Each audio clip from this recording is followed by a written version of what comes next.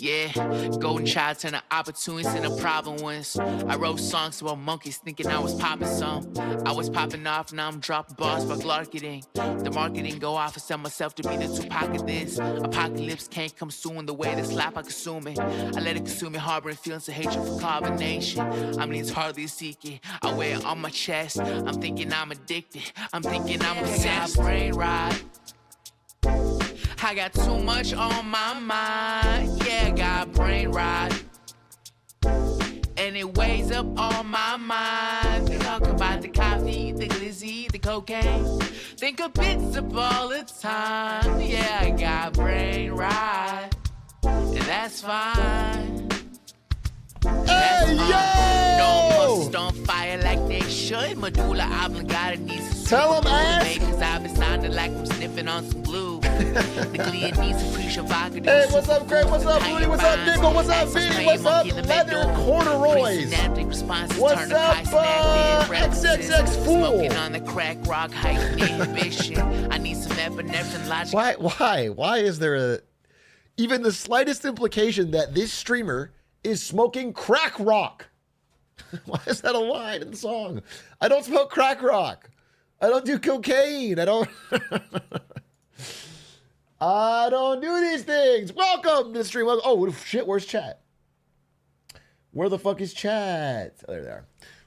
I don't smoke crack, motherfucker. I sell it.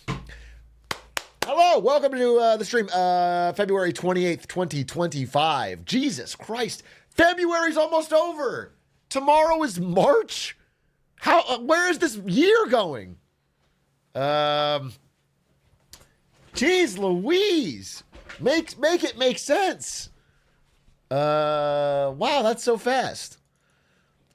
Just too much happening all the time. It does feel like that sometimes, doesn't it, Crane? It does feel like that. But today, that's some particular interesting news we'll talk about. But first, I want to talk about how the fact that I don't smoke crack. Can we get that locked in? That's not something. Why would that Mayor of Toronto coded? Press conference. Just want to be clear. A lot of things to talk about today. Number one, I don't smoke crack. What was that guy's name? Rob Ford. Hello. Oh, it was Doug Ford. Rob Ford. Okay. Bro is high currently. Not high. Actually, I slept all right, but I still look a little sleepy as I'm seeing, unfortunately. But I did sleep fairly well. Not an A+ score on the old sleepometer, but I think I got in the 80s. I think I got like an 84. It's good. It's good direction. Big A's EP. I'm not EP. You can't catch me in EP-ness. I'm not a Discord kitten. Maybe the constant struggle for the fight for Clancyville's freedom is taking its toll on me. I'm like the Zelenskyy of this shit, dude. I feel like I'm in the trenches. Every day I'm fighting against Dan Clancy's oppression, and it is weighing on me. My eyes are getting sunken in. It's not an easy fight, and I seem to lose allies left and right. When are you going to talk to Trump? I have a meeting with Trump tomorrow to discuss a U.S. partnership in the war against Clancyville, but after what happened today, I'm worried he's not going to support me. I'm worried I can't count on my U.S. allies in this fucking battle with Clancyville. Trump has been talking pretty pro-Clancy lately. You need to say thank you first? I'll say thank you. Happy birthday. Is it Luka's birthday? Can we get a warm happy birthday to Luka Doncic? A long-time Laker. Happy birthday, Luka. My God.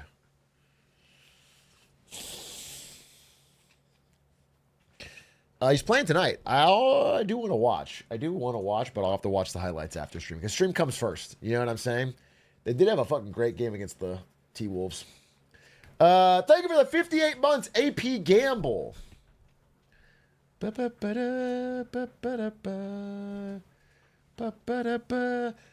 Neeksum, I uploaded a video today about Germany. I'd love for you to watch it, and you can give your takes in the comments, as I'm sure many Germans will. I don't want to do this all week.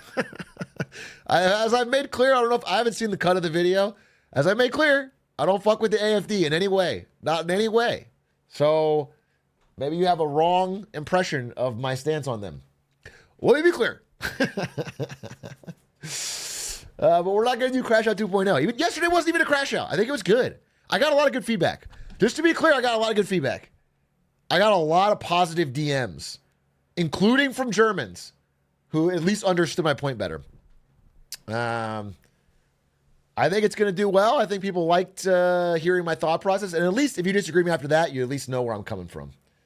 And I feel much better about handling it that way yesterday than I would feel if I crashed out like I did, like my original plan. If I did my original plan, I think I would feel shitty today. And instead I feel really good. So, did Adish get a promotion? I thought the real Adish didn't get a promotion because I would never promote nor pay my editors. Please never put it out there that I pay my editors or I would promote them. Of course. I classify them all as interns so that I can legally avoid labor law.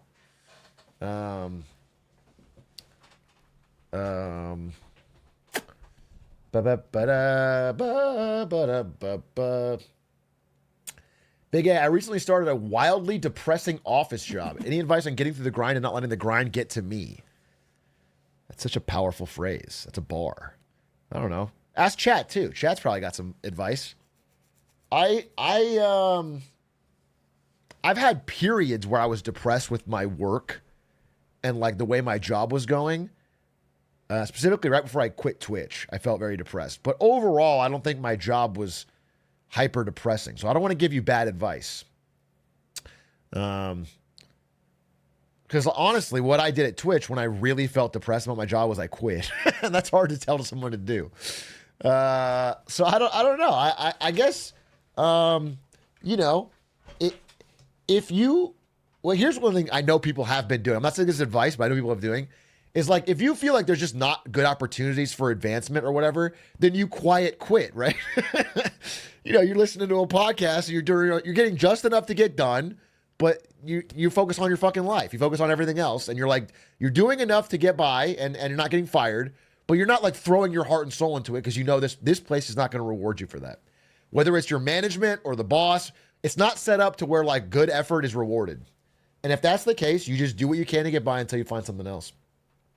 Again, I'm not saying that directly as advice. I'm just saying I've seen that people do that, and it does make logical sense.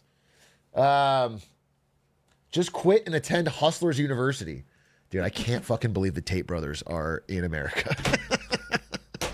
Holy fuck. Holy fuck.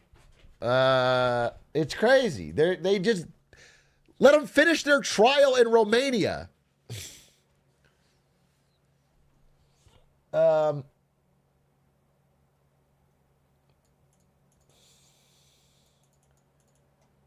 I got stuck with a lease I can't afford after my girlfriend cheated on me. Okay, you're trauma dumping a little bit.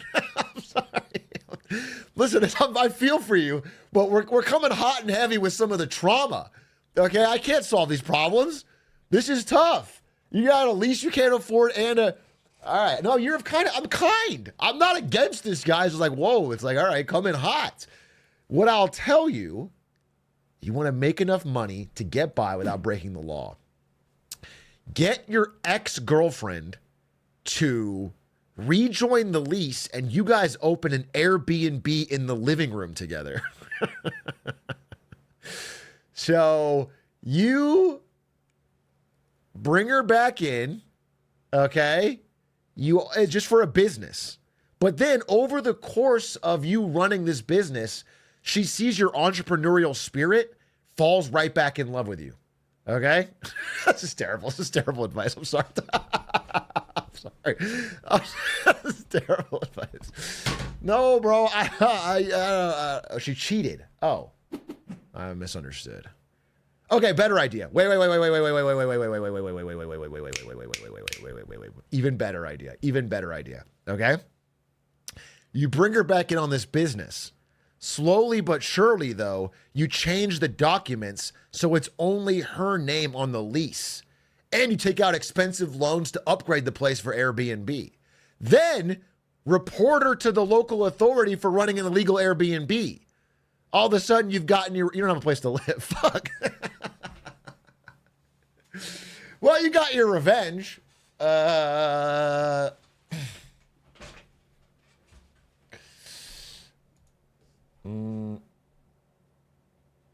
We'll figure the kinks out later, but I think I put you on the right track.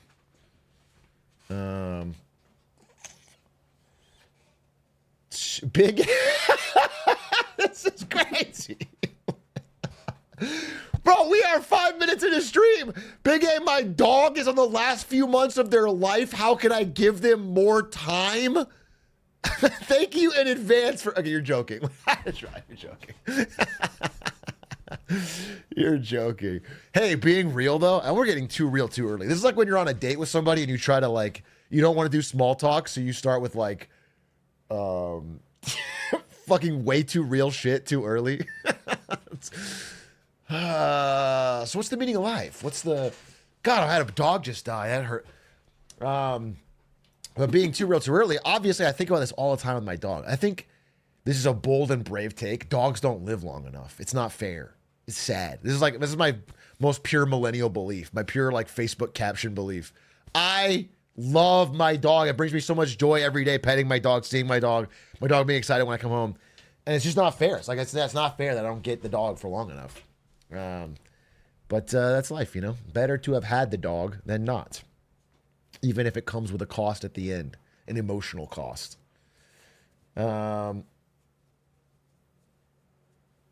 you put your dog in the soma goo? I don't know exactly what that means, but no. And I wouldn't. Ari talked about this jokingly, but she still talked about it. Was like, what if we clone the dog? Because you can apparently do that now. And I was like, fucking no. I don't want a clone of the dog I love. When the dog I love is gone, I'll be sad, but it's not the same thing. I don't want, it's a one of one. Malay cloned his dog like 8 times. Oh my God. Another thing that's really shaking my unwavering support of Javier Malay. Cracks are showing in our fortuitous relationship. Yeah, boy, LeBron is really the GOAT. What is this? LeBron outlasted Skype. Holy. 2003 to 2025, Skype shuts down. LeBron played in the NBA that whole time and is still incredible. But,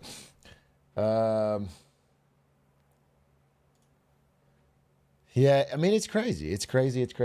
People that played in the league when LeBron started are like, they look like so old now, and he's still doing it.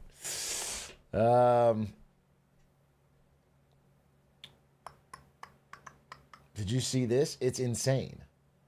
I can already see the link, so I'm not going to click it. Dangards, thank you for the prime. LeBron is the Wolf Click of basketball. Okay. Can I glaze Wolf Click for a second? I'm going to do it. I got to speak with one of the writers of Wolf Glick's videos at Genesis. We had dinner together. And I didn't fully understand how incredible he is at the game. I knew he had good Pokemon videos, and I knew he was pretty good. I didn't fully understand. It's like never been done in the history of content or competition to have the best YouTuber of a scene also be the best player. Like undisputed best player. It's like if LeBron had a amazing YouTube channel. It's crazy. It's crazy. That's crazy. Yeah,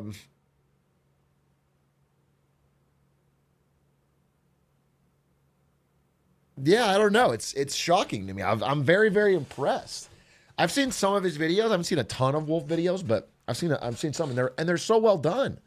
They're like top tier level YouTube, and then he's also a truly top tier player. It's like I'm impressed.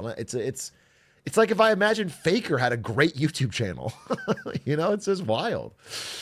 It's wild. That's hard to do. That's not easy, and so I do tip my hat to a really impressive run. Epic crafter type shit. Thank you very much. Mango did it first. I mean, Mango's an amazing player. Probably the GOAT. He is the GOAT. Mango's the GOAT of Melee. His YouTube channel's fine. I like it. But I mean, you know what I'm saying? It's like YouTube's not even his main source of... I feel like what Wolf has done specifically is like, I really think a huge chunk of the people going to the tournaments that he's entering got into competitive Pokemon because of his videos. He's like growing the very scene that he's dominating. Isn't that's wild to me? Like that's cool. That's cool. Insider trading. Yeah, he's making his own competition while still, I don't know, that's wild. What was it like being in the same room as LeBron? It was a mutual respect. You know what I'm saying? It was two legends of their craft in the same room. When I was in, fourth row looking at LeBron, he looked at me and we had a shared knowledge where we said, hey, we are from different fields, but we're both crushing it. And I just want to say with my eyes that I respect you. And that's what we both did. And I think he would say it that way too. If he goes live, ask him, but I think he would say it the same way. Bald person connection. No, I'm not bald. I'm not bald. Am I wearing this hat more often? Sure. But that's because I play basketball before stream and I get a little sweaty. I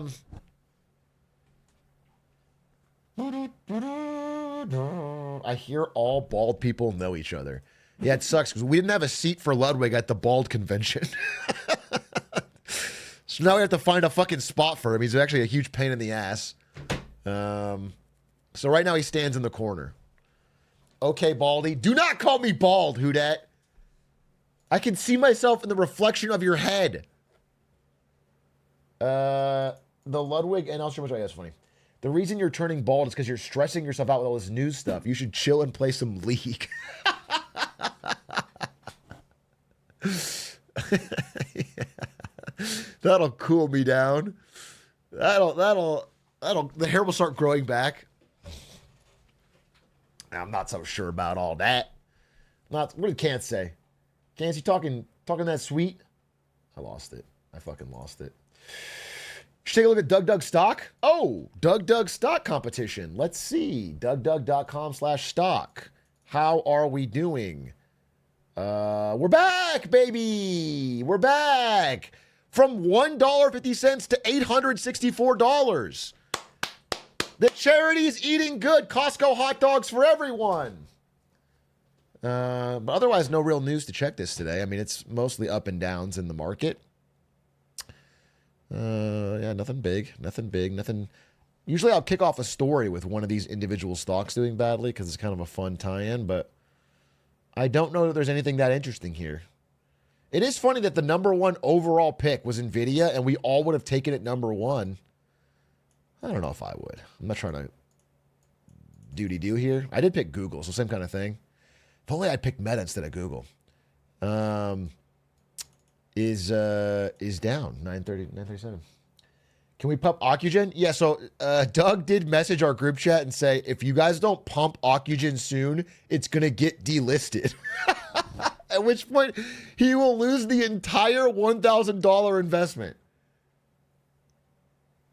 So do your part, folks. If it doesn't hit $1 relatively soon, I don't know if it's like by March or something, April, May, it's going to zero, and that'll be worse than Trump coin.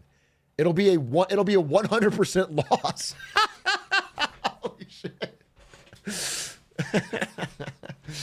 That's crazy. The charity, we're going to just destroy a charity. We're going to bankrupt a charity.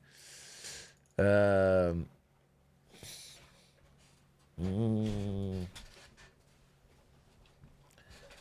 you see the huge savings down at Doge? This is the Photoshop licenses? Yeah, I saw that. Yeah, it's pretty funny. Big announcement. We're saved. Logic Defender, thank you for the 5 gifted. Thank you for the 5 gifted. Logic Defender, I need to watch your video. I'll try to do it today. Apparently you cosplayed the Get to Work character.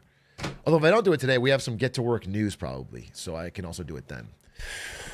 Excuse me, sir, but I was watching an old VOD where you said you wanted to watch X-Files with chat. Do you have any plans to do that soon? Possibly, yes, but only after we finish House MD, which has been quite a fun season thus far. Elon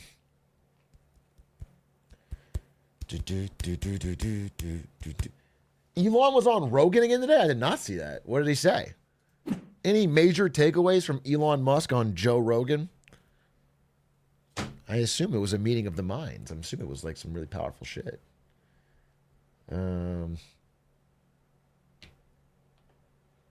Screw X-Files. Let's watch every single season of Power Rangers next. It's all on YouTube for free. Okay, I haven't watched Power Rangers since I was a kid, but even as a kid, I knew that every episode is the exact same formula. It's like exactly the same. Like you almost can't tell the episodes apart. We do watch House, but House is kind of spinning off into some different things. You know, there's a jail episode.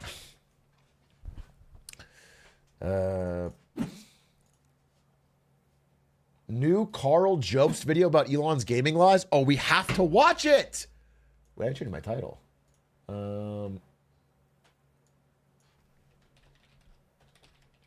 Jobst Elon Musk gaming video. He's been working on this for a while, right? Should be a big deal. It supports Elon? What do you mean? Like, says he's dope at... New Drew Gooden! What's it about? Drew Gooden YouTube. Technology isn't fun anymore. Sag. Yeah, I'll watch it. I need a feel-good film. I need a feel-good movie. La Bully. What's this?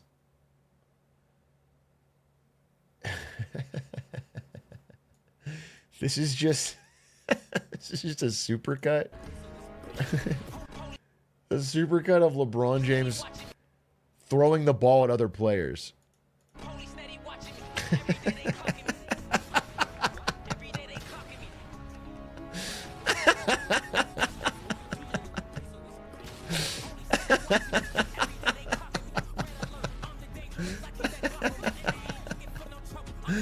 He's a menace. Don't fuck with the GOAT. That's all I'm saying. Don't fuck with the GOAT. Don't fuck with the GOAT, dude. He used the ball like a weapon. New Casually Explained? Oh, let's watch it. We'll just do it right now. Casually Explained Political Compass right fucking now. It sounds fun as shit. He hasn't made a video in a minute, right? Casually Explained hasn't made a video in 6 months. Okay. Political Compass. Let's see. This video is sponsored by Saley.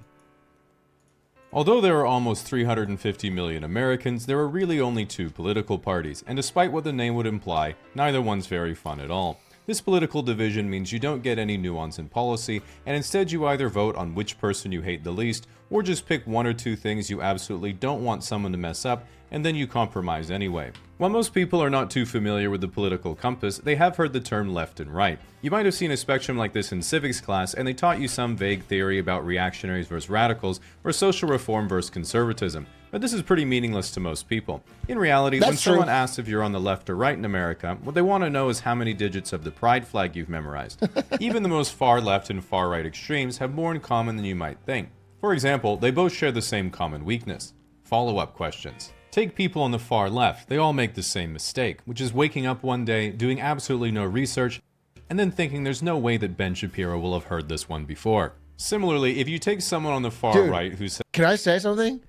Ben Shapiro is getting turned on. I think there's a shift towards being more conspiratorial. Yeah, he's getting turned on sexually. And I think he's getting a whop. I don't know. I had a more of an impression of Ben Shapiro as like kind of rock solid within the Republican base. But my understanding is that he's getting he's not getting turned on. He's getting they think he's like a plant. He's a fucking, he's a rhino. They're turning on him. He's turned against. He might be getting turned on. I can't speak to whether or not Ben Shapiro is getting sexually aroused. I don't know. I don't know that. I'm not saying he is. I'm not saying he isn't. I'm saying whether or not rock hard Ben Shapiro is being turned against by people who share, I thought, similar beliefs. Maybe he has a shame king. Says, I believe that white people are superior to the other races. The obvious follow-up is asking if this is their sample group. The reality is that just left or right doesn't capture the full nuance of someone's political beliefs. If you're a fiscal conservative who believes that government debt represents an inability to provide future public programs, the left lumps you in with the people who stormed the Capitol. If you're a liberal who believes that investment into nuclear is the future of clean energy, the right lumps you in with the people who think that the hard counter to fracking is a heartfelt land acknowledgement. Neither of those has been my experience. Well, let me think. Because I have both of those beliefs.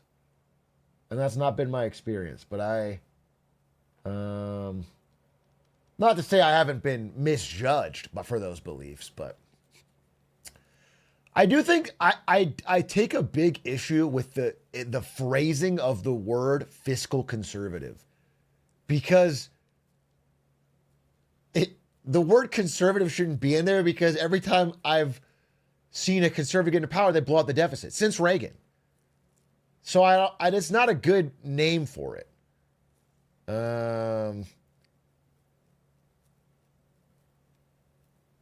But at the same time, I mean, Joe Biden's deficits were fucking absurd.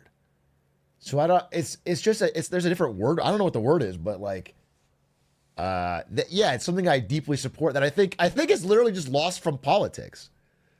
I think it's just lost from politics. I think we're in an era where the idea of cutting anything is abhorrent to both sides. Fiscally responsible, maybe, whatever it is.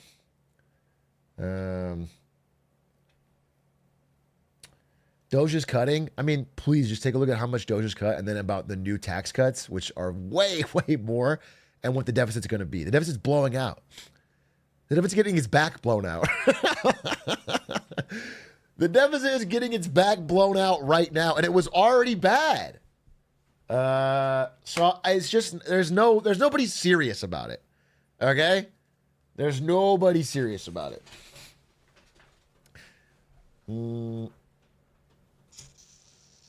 That's why Shapiro is so turned on. Political compass introduces a bit more nuance, because while you still have a left and right, you can... And then for nuclear, I think nuclear is actually getting pretty popular among a lot of people on either side of what you might call the aisle. The thing with nuclear is that it is the only green energy that both sides can agree on.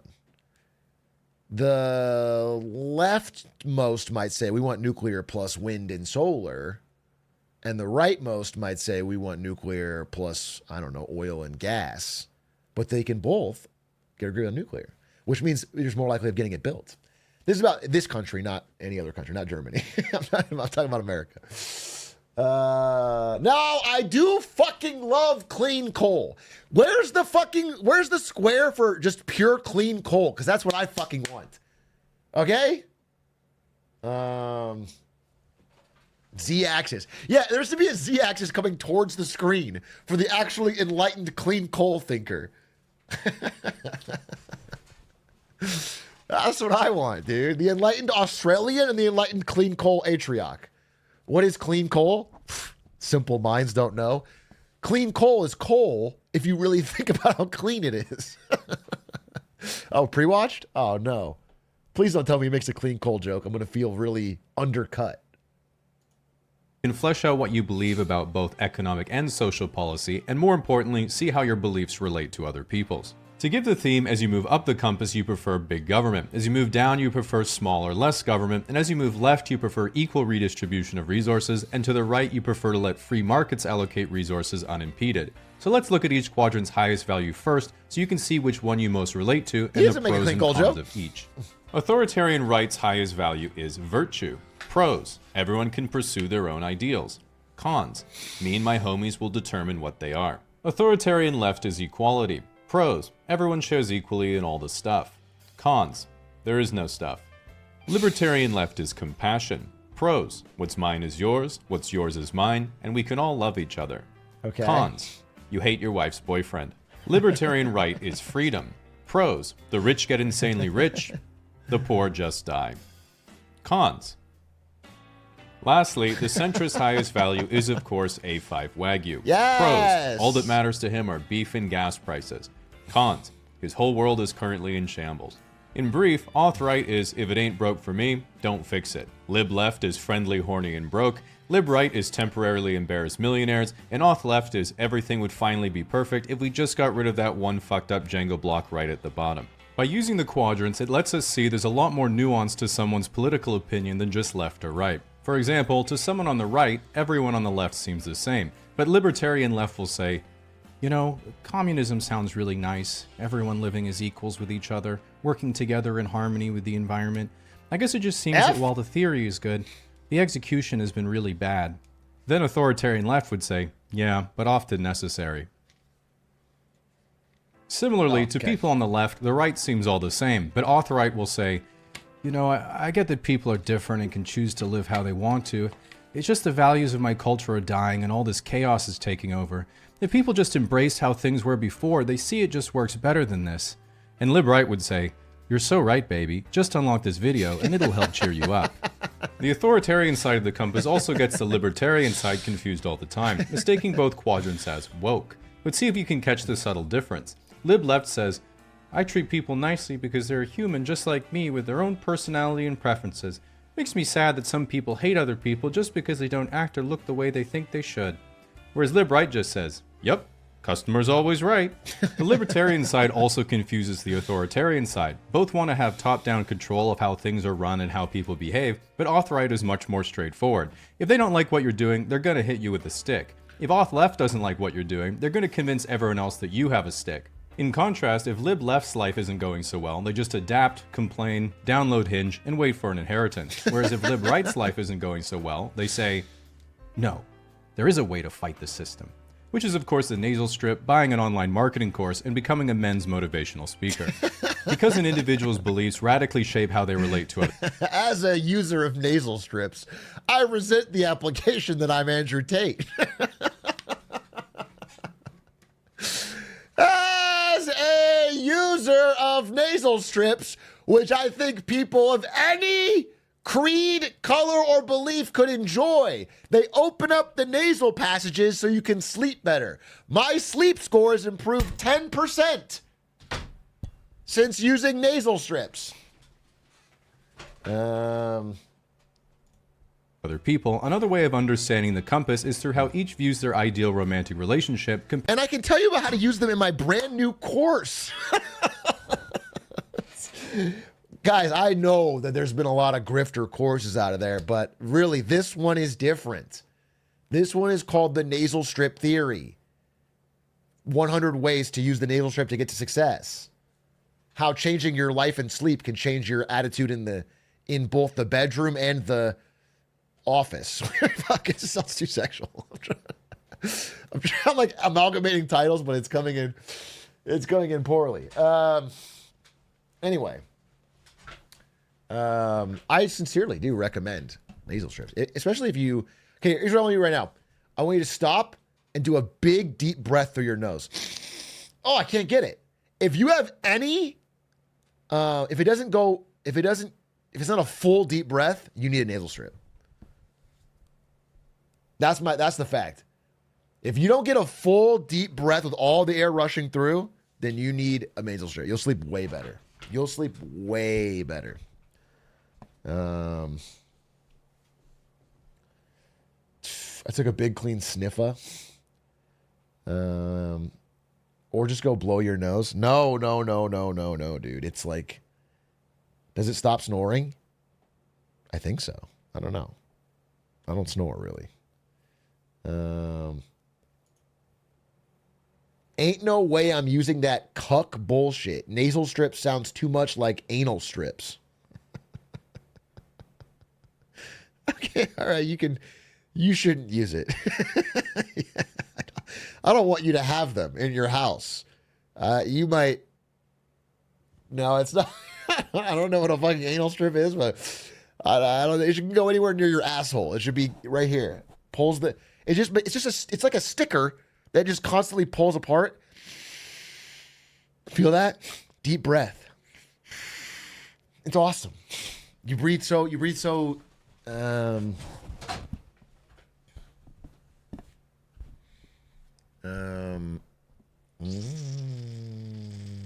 Why can't you just do that?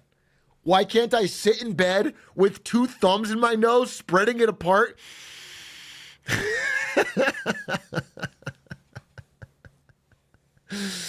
I don't know. I never thought about that. Compared to how their relationships actually play out in reality. Authwright's ideal relationship is the classic nuclear family. Nice house just outside of town, stay-at-home wife, good job, couple of kids, and a dog. The relationship Authwright actually gets is their third failing marriage and fourth pair of tack glasses. Or they're a virgin in their early 20s with an anime girl as their ex-profile, and their main hobbies using AI to generate anthropomorphic female fighter jets.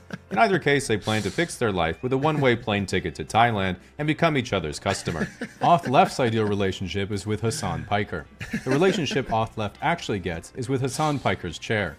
Live-Left's ideal relationship is an open marriage in a humble off-grid cottage near a scenic mountainside where they grow their own food and make their own clothes for a small like-minded Sounds great. community. I wonder what it costs. This doesn't happen because Lib-Left doesn't have the millions of dollars it requires for a Hollywood aesthetic hobby farm.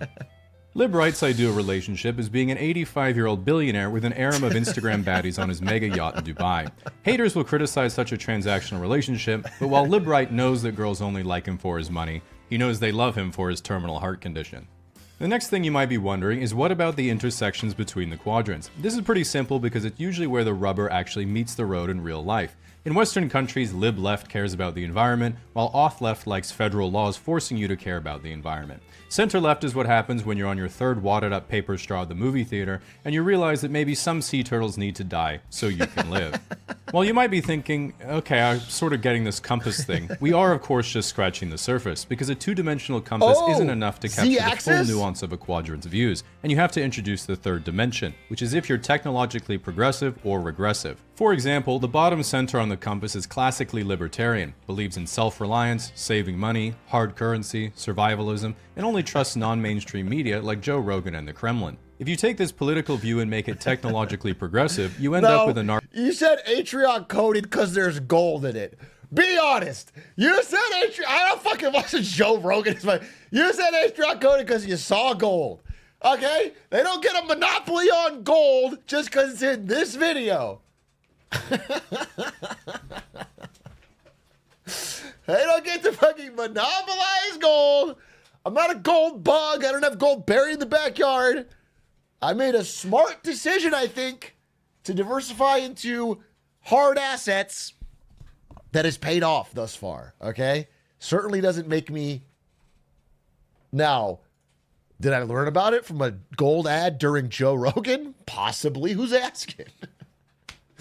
Did I buy a Joe Rogan branded shovel and dig a small hole in my backyard to put gold in? Sure. Hard assets? Dude, is everything I'm saying being...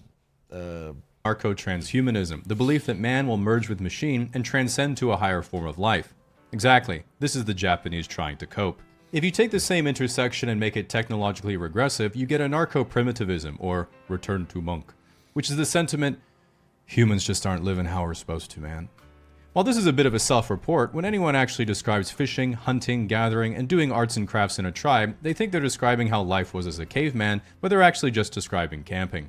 Figuring out where to put yourself on the compass can still be difficult, because even 3 dimensions is not enough to capture the complexity of beliefs the human mind is capable of, which is why we must ascend further to include your capacity to change your beliefs over time to avoid ever thinking you're wrong. Which means we have to go beyond the political polyhedron to the obvious next step.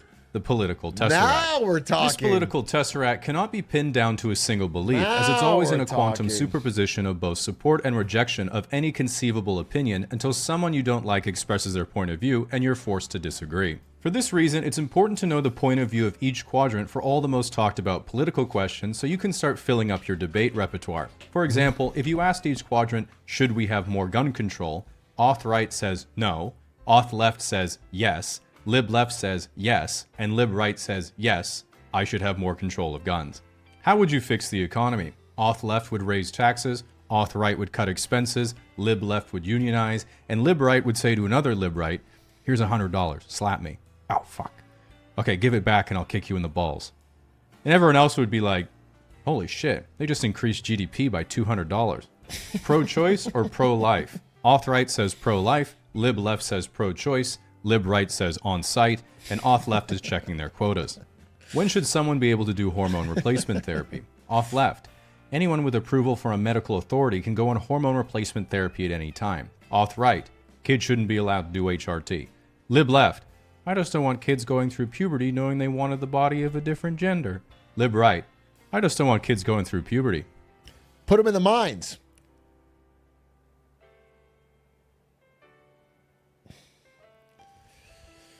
What do you think about free speech? Lib right says no one should be punished for voicing their opinion. Lib left's community note points out how other people treat you for your opinion is part of their freedom of speech.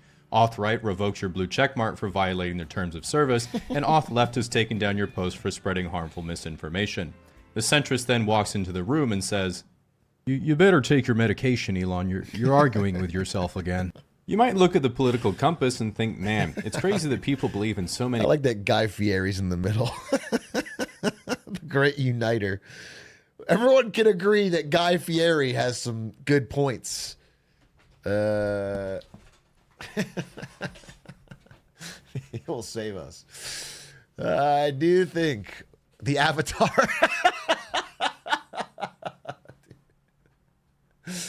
That is what we deserve as America, I think, is Guy Fieri as president. We should just say fuck it to all political questions. We should just stop trying to make our lives better or do anything. Just say fuck it and then just watch our president go on some diners, drive-ins, and dives. You know what I'm saying? We all just go, we try to make Flavor Town or something. Diners, drive-ins, and democracy. These stupid ideologies, when there's really only one that's actually correct. Which is why before you wage war in the comment section, you need to know the ultimate trap card of each quadrant to make sure you don't fall into an unwinnable argument and instead probe their weakness to appear more correct. Lib left's trap card is the moral high ground. Their weakness is, how's your relationship with your parents? Auth left's trap card is pretending to be lib left. Their weakness is trigger words, like America is a decent country, or Mazel Tov. Lib right's trap card is the success of free market capitalism. Their weakness is how much tax have you paid in capital gains. Auth right's trap card is their collection of cherry-picked crime statistics. Their weakness is undermining their credibility with questions like dinosaurs. Were they real or just the shape of nuggets? This scares auth right because they know what you're going to ask the shape of next. Alright, you should be well prepared to go into battle. If this video offended you, just remember there's nothing you can do about it because YouTube removed dislikes ages ago. True! If you try to leave a negative comment, you will face the full wrath of my terms and conditions. Only positive feedback will get a cute heart. And most importantly, this video is brought to you by Saley. As an American, you might be thinking, with what's going on in my country, I really want to move to Canada. That's an ad. Okay. Hey. That's funny. Funny stuff in there. Probably not a good to base your own opinion on it, but funny. Kept it light. Where are we? Hey, Atrioc.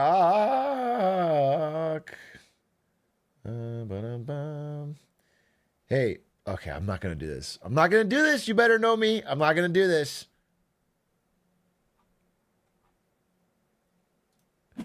I'm not going to do this, bro. This is very, very bait. You know what you're doing. You know that I only used one headline from Build in the whole thing, and that headline was of a poll that wasn't run by Build and was correct. You know that. You are doing a weird cherry picking to try and make it seem.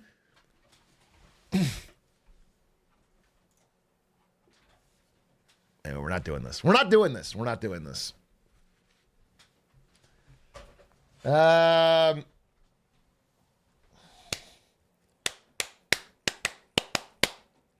Hootie and the Blowfish. Does anyone even know that band? I feel like I say any Hootie and the Blowfish all the time, and I realize no one's getting the reference. It's an old reference for me. Okay. Okay. Yeah, I think I got it from Community, maybe. I don't know where I got it, but it's of a band that I vaguely know. Like, it was before my time. But now I realize I say it all the time, and no one... Ba-ba-da-ba. Jobst video on Elon, yeah. Well, it's a little bit long.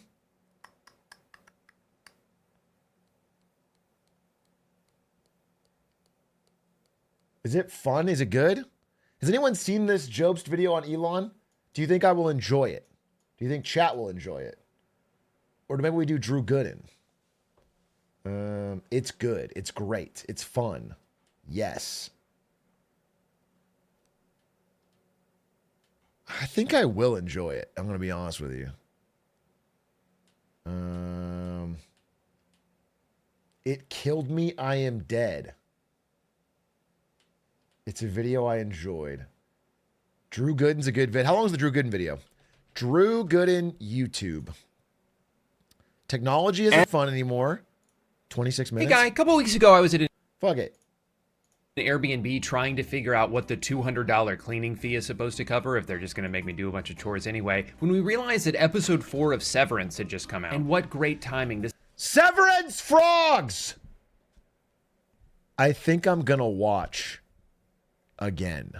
I have been so overwhelmed. I've been so browbeaten by the Severance fucking militia, by the Severance special ops force that goes around and tries to mentally and physically hurt you if you don't like Severance.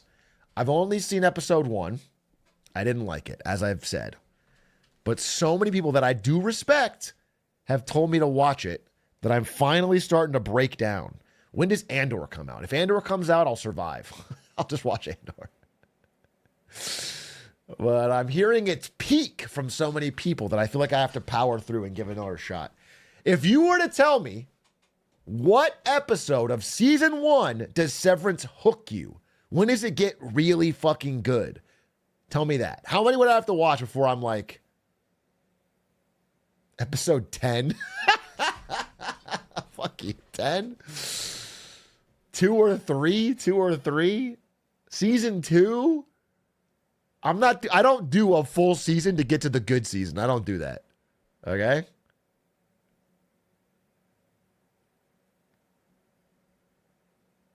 Season 3 really clicks. I was hooked the whole way. Someone said it's a good show, but you have to pay attention in all caps. Fuck you. I'm not an iPad kid, bro. I'm not sitting there playing fucking Subway. I watch the show. Yeah. Fuck you, dude. I resent the implication. I'm not an iPad kid.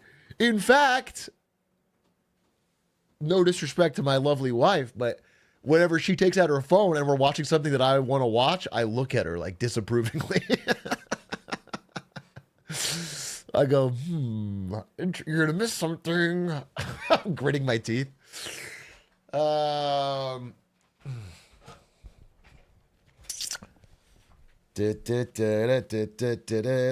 a good show, but you can't play TFT while watching it. Well, then I'm fucking out. No, I think I'm going to watch it. But number one priority for me is Andor, which I love. I also love that we keep pausing when the person on screen is doing cinema. This is unintentional, but we've done it like multiple times now. We keep getting the perfect cinema pause. Drew Gooden, tell me more. This place had one of those beautiful 85-inch frame TVs that make it look like an art piece on the wall. They had surround sound. They had a telescope pointed at the TV. I couldn't imagine a more perfect place to watch what would turn out to be a slightly confusing episode of television. So we turn it on, and instantly we're like, why does this look like shit? I know that this TV costs thousands of dollars, and yet the moment anything moves on screen, it turns into this jumbled, blurry mess. But of course, because this kind of thing has been happening for years, we knew it was because of True Motion, or Motion Plus, or whatever this TV calls that feature, where it smooths out every frame and makes everything you watch look like it was shot on an iPhone. The best thing about this feature is that it's always on by default, and nobody I've ever met likes it. It's also named something different by every manufacturer, which makes searching the menus for it a little adventure every time. Now, I know I'm not even close to being the first person to complain about this. I'm sorry, it's lagging. Maybe it's True Motion. I gotta switch to Firefox yet again.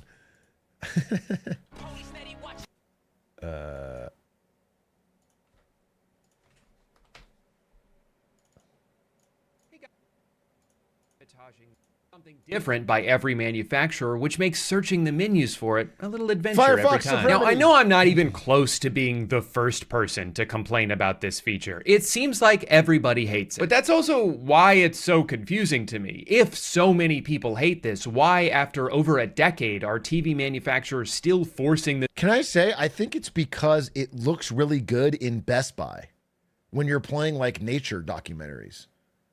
Isn't that why? You're walking through a TV in Best Buy and you play a fucking, 4K video of a forest and it looks fucking awesome. And then you buy that TV. That's why it's default. That's why it's on there. Sports look good. Yeah, exactly. That's why. It looks bad for all movies shot the other way. But like a TV that doesn't have it and a TV that does in Best Buy next to each other, you're going to buy the one that has it because it looks fucking 1,000 times better. Do you know what movie looks fucking terrible? Upscaled, Blu-ray, 4K, every smoothing? National Treasure. National Treasure looks so cheap and tacky. You can see like the props. You can see it looks like Nicolas Cage is like very clearly on like it looks like a playground, like a Disney playground or a music park set. Everything looks plasticky and fake and it looks so bad. Yeah, styrofoam props. It looks. I watched it. I don't know why I watched it. It was at someone's house. It was on TV, and it looked terrible. But you watch it on normal, and it looks like cinematic and adventurous. This down everyone's throats. How do they benefit from making their product look worse? I remember ecstatically buying this Samsung in 2019 and almost returning it because the default settings made it look so bad I thought it was defective. I just kind of sat there in denial about it for almost a week before being like, this can't be right. There has to be a setting I can change. Tragically though, a lot of people don't know about this setting. They don't realize their TV is actively sabotaging their viewing experience, and if this doesn't describe you, it probably describes someone you know, and by that I of course mean your parents. So sit down with them, explain what's going on, tell them why you get a headache whenever you watch TV with them, and reiterate that it's not their fault. Show them this video by a guy named Noodle. Let's say it's on twos. The AI doesn't smooth anything between the first and second frames of a single drawing because there's nothing to smooth. They're the same picture. This means that what was originally a perfectly fine 12 FPS animation is now a janky mess. Or if they'd prefer to hear it from someone they know, have Tom Cruise explain it. Video interpolation, or motion smoothing, is a digital effect on most high-definition television. I'm Tom Cruise. Just make sure they never find out about the whole Scientology thing. You cannot ruin Top Gun for your dad. That movie's very important to him. Now, I will admit, I was a little surprised reading some of the comments on this video, seeing so many people disagree. I didn't know people liked it when the $100 million movie they're watching looks like a soap opera. Now, I understand, of course, from a gaming perspective, people preferring higher frame rates, but I don't think that logic applies to movies. Games are interactive, so generally the smoother something is, the more responsive it feels. But you're not interacting with the movie, you're just watching. It doesn't need to be perfectly smooth. In fact, do you guys, this is something I do, but whenever I'm watching a movie, I like to pretend I'm friends with all the characters. So I'll like stand up. I don't sound like I stand up and I like talk to them and I like try to I like pretend like I'm part of the scene. That way I feel like I have friends when I'm watching it.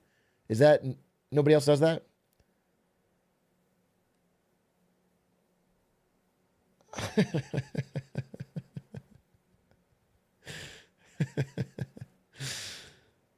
That's what I do with your stream? Cool. Cool.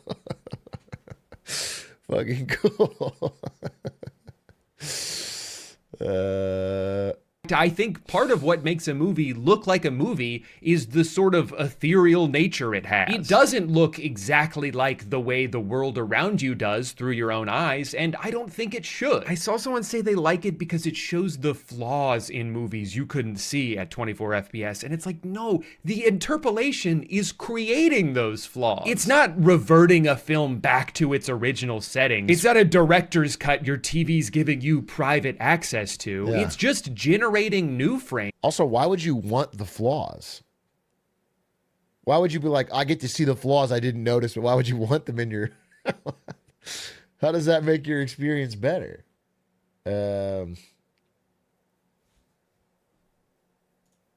Based on what it thinks should go in between the existing ones. That's where the errors come from. You're not watching a more authentic version of a movie because Sony Motion Flow added a bunch of blurry auras around every fast-moving object. The most authentic version of a movie is watching it the way it was filmed. You shouldn't have to change anything. And I think more than anything else, that's what really aggravates me about this feature, is the hubris of it. There are so many deliberate choices that go into making a movie look a certain way. There's so many people involved in those decisions that know way more about cinematography than I do. So I trust not more their than me. vision. Why can't TV manufacturers do the same? Why do they look at a beautifully shot television show like it has a problem that they need to fix? Anyway, this experience got me thinking about new technology in a more general sense and how my excitement towards it has waned over time. Sometimes it seems like we kind of already figured everything out. You can communicate with anyone in the world instantaneously. You have immediate access to every piece of... Bro, this fucker is spoiling everything of Severance.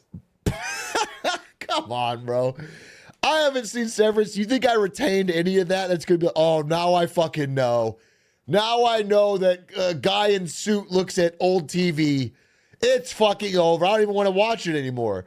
Guy in suit watched old TV? Balloons with face on them? Well, it can't fucking... It's not even worth watching. music ever made. You can pay some guy to deliver a cold burrito straight to your door and it only costs $70. This is the peak of humanity, baby. There's nowhere else to go from here except backwards. So many things now seem to just invent a new problem so they can sell you the solution. Or if we do create something novel and revolutionary, it's only gonna stay that way long enough for us to kill all our competition, allowing us to ruin our thing and make it infinitely more expensive. There was a time where streaming services seemed like the final frontier of at-home entertainment, a marriage of cost and convenience that made all previous options obsolete. I mean, my DVDs are just taking up space, and even if I wanted to watch something, I'm gonna tell you guys something. Ari believes this so strongly that even though I was willing to pay for all of these subscriptions, HBO Max and Hulu and Netflix, she canceled them all and like set up a fucking piracy server.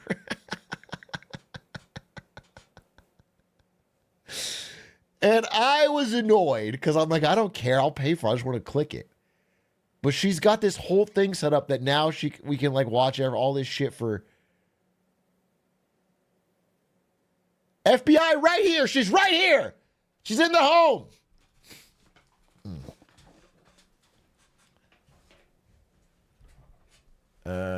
Anyway, it is kind of cool when your wife dramatically cuts your expenses of her own volition.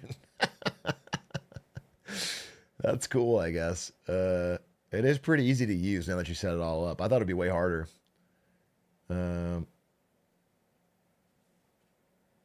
I pirate everything. If I could pirate your stream, I would. Brother, I don't have fucking ads because of Dan fucking Clancy, and I stream for free online. What do you need to pirate? If you sub, it's because you support the content. It's not blocking any fucking ads. Dan fucking Clancy made sure of that.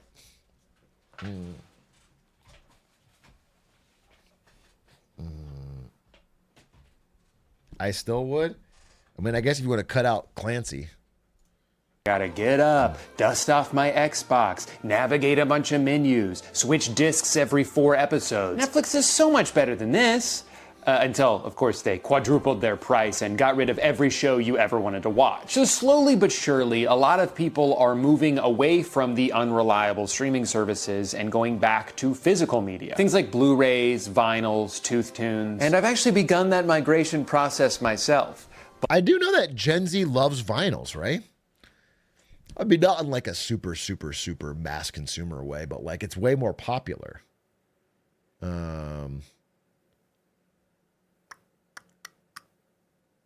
Like it had a resurgence. But my understanding is they buy the vinyl not to actually play it, but because it's a really cool item to have that makes you feel like you own the music. And then they listen to it on Spotify. It's still cool. I mean, that's still cool. It's kind of like a symbol of your passion for the music. And it's like a large Pokemon card. Yeah, that's cool. Did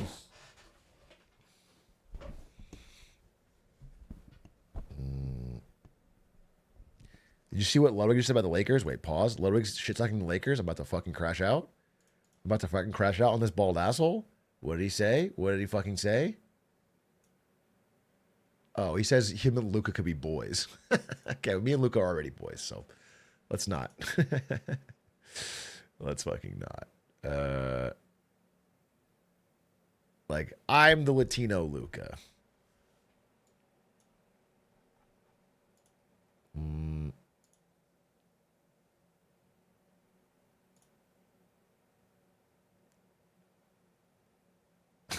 Is he wearing a wig? Is he wearing a wig to the game? Oh, God. But because I'm incredibly stupid, here's how it's going for me so far. I started watching Friday Night Lights for the first time in December. It was something I had wanted to watch for years, but always put off, which is crazy because it's a show about football, which I like, with a bunch of music from Explosions in the Sky, a band I grew up listening to all the time. It kind of felt like they made this show specifically for me, and still I was like, I'll get around to it eventually. It wasn't until a couple of months ago that I finally gave it a chance and got really into it.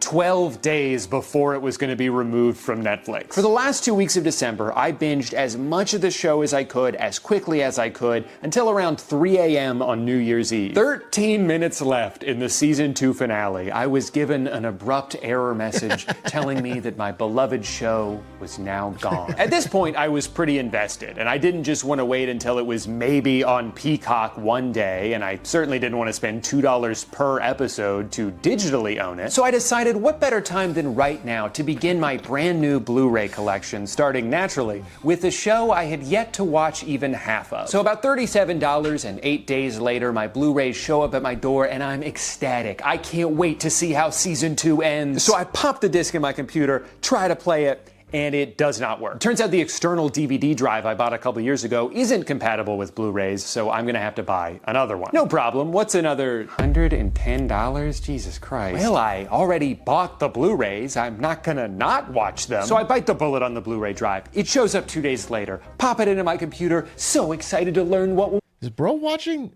entire seasons of a show on his computer? Are you guys doing that?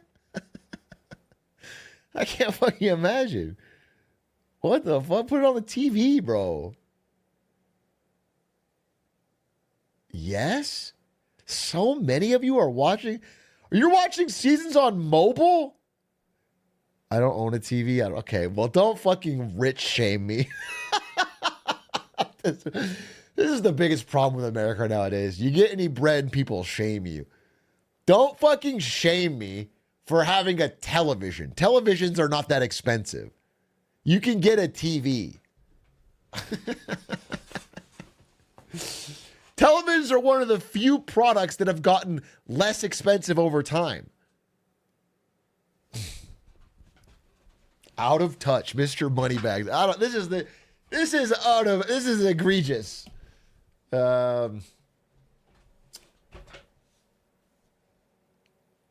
You can get a TV. But anyway, okay. I'm at college. I'm walking to one of the community TV. I see. If you're in college, Bro, in college, we still got a TV for the dorm room.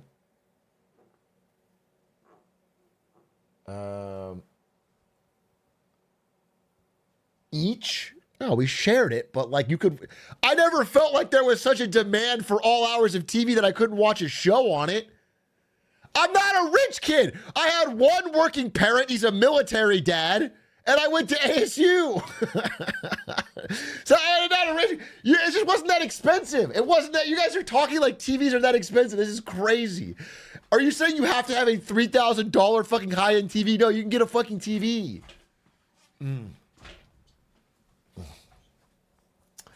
They're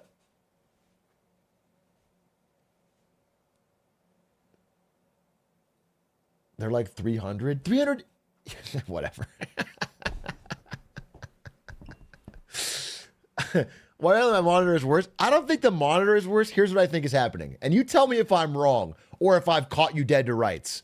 When you watch a TV show on your computer, you are way more likely to be tempted by the million other things you can do on the computer. So you're likely to put it on a second monitor, not pay a fucking attention, and do 40 other things.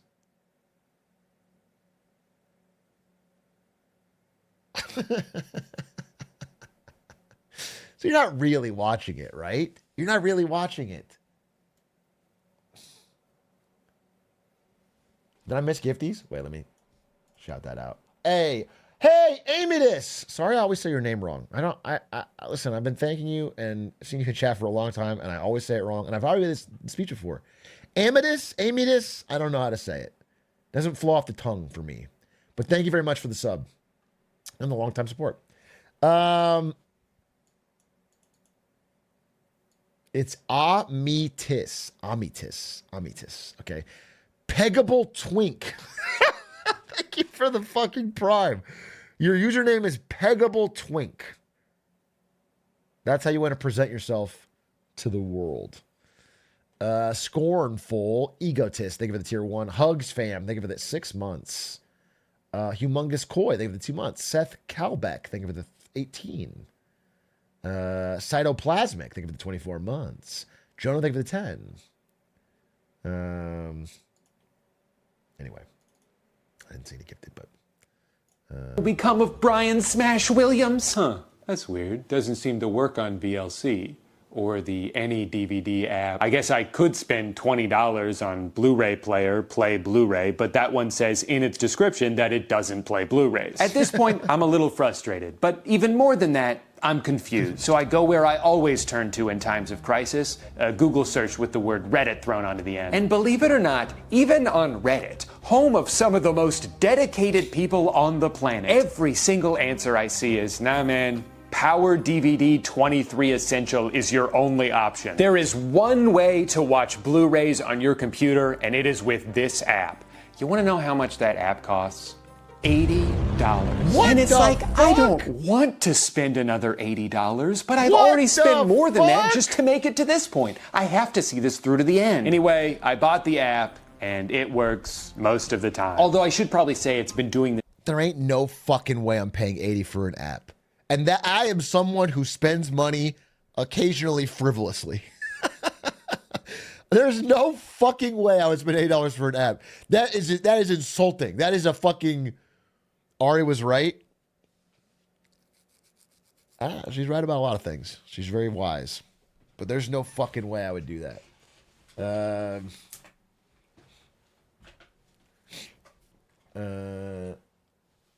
That's like 1/4 of what you pay for news sites. Collectively, in aggregate, I pay for all of these news sites more than $80 for sure. But I don't think I spend more than $80 on any individual news site. And even with that, that's different than a fucking app.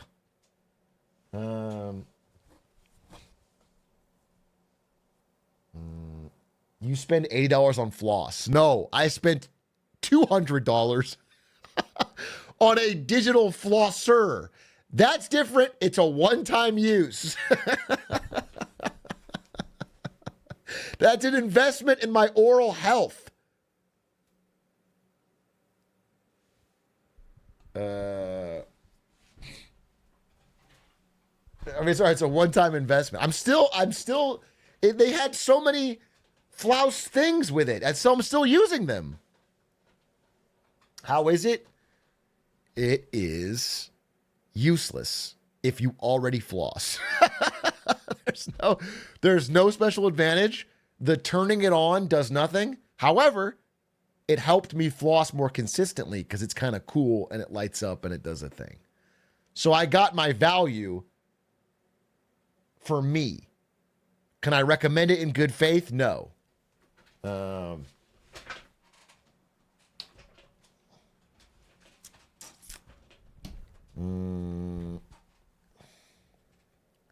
Use it more because it lights up. I use it more because instead of going into a drawer and pulling out the floss and like, I'm making it sound like it's really hard. I'm like an infomercial. I have to stretch the whole string out, then break it. Then instead I have a toothbrush that looks all sleek and black. And then I have a flouse, which is all sleek and black.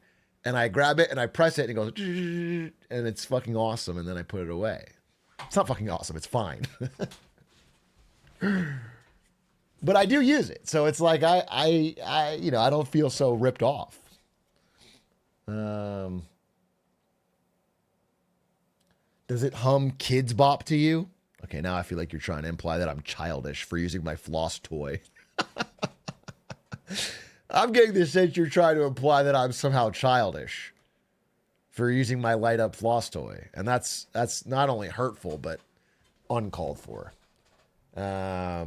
This thing now where it tells me my cloud subscription has expired and I need to visit the Cyberlink members zone for more information. So, money well spent. Long story short, I spent $227 to watch a show that I could have seen on Netflix at any point over the past 7 years. And to be honest, I'm not even sure if I like it that much. Also, I know what you're thinking. Drew, couldn't you have just put the Blu-rays into your PS5, you moron? Yes, I could have. But the whole point of watching it on my computer was so I could second screen RuneScape on my other monitor. What part of dopamine addiction do you not understand? Caught! Fucking caught! Yes! That's what I'm talking about! You're not really fucking watching it, dude. You're kind of like, dude, this is so funny because Netflix is actively designing shows for this user. Every show, the characters have to loudly say what they're doing and there can't be too much going on screen so that you can watch it passively with your fucking phone out. By the way, for everyone who's got me on a second monitor, we're watching Drew Gooden right now. The mood is pretty good. We're having a good time. So far, we agree with the video, but we haven't seen enough of the point. So if you want to just be caught up while you're fucking not paying attention. Oh, thank you for the gifties. Thank you for the fucking gifties. My goodness gracious. Who's this from?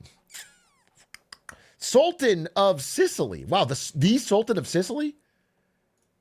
Thank you for the 10 gifted. I really appreciate that. I didn't know a Sultan was in my chat.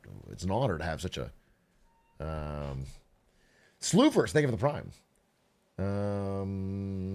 Pin, thank you for the 21 months. Clairbo, thank you for the 5 gift. Did you have a message? You said caught LMFAO. LMFAO. LMFAO.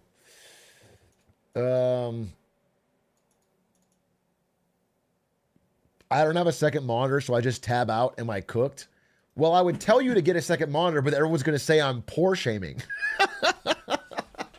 Everyone's going to say out of touch Atrioc tells fucking person to get a second monitor. So instead I'll say, no, what you're doing is great. You only need one monitor. 2 monitors is too much. Feels like arrogance. It's almost against God's wishes to have 2 monitors. You should have 1. Well, personally, I think you should be able to do everything from your phone. If an iPhone 7S can't do everything, then we've gone too far as a society. Everything should be able to be watched and seen and done exactly on that device.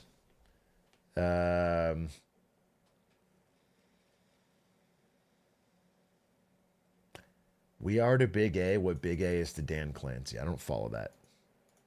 understand. Sorry, that was more of a story about my own incompetence than a rant about the state of technology. So here's a rant about the state of technology. I live in Orlando, Florida. My favorite basketball team is the Orlando Magic. They play basketball 20 minutes from my house, and I am not allowed to watch them on TV because I live too close. I can sign up for NBA League Pass and watch any other team play except for the one in my city because of blackout restrictions. What do you think, I'm stalking them or something? Whoa, this guy's obsessed. He lives right down the street. I don't understand this restriction, and frankly, I never will. Is the point to incentivize me to buy a ticket to go see them in person? They play 41 home games a year. Am I supposed to go to all of them? And if that was the point of it, they wouldn't also black out road games unless you expect me to travel with the team. Guys, this is a very, very true point, and that it's driving a lot of younger people away from sports, at least in the ways that traditionally used to be watched.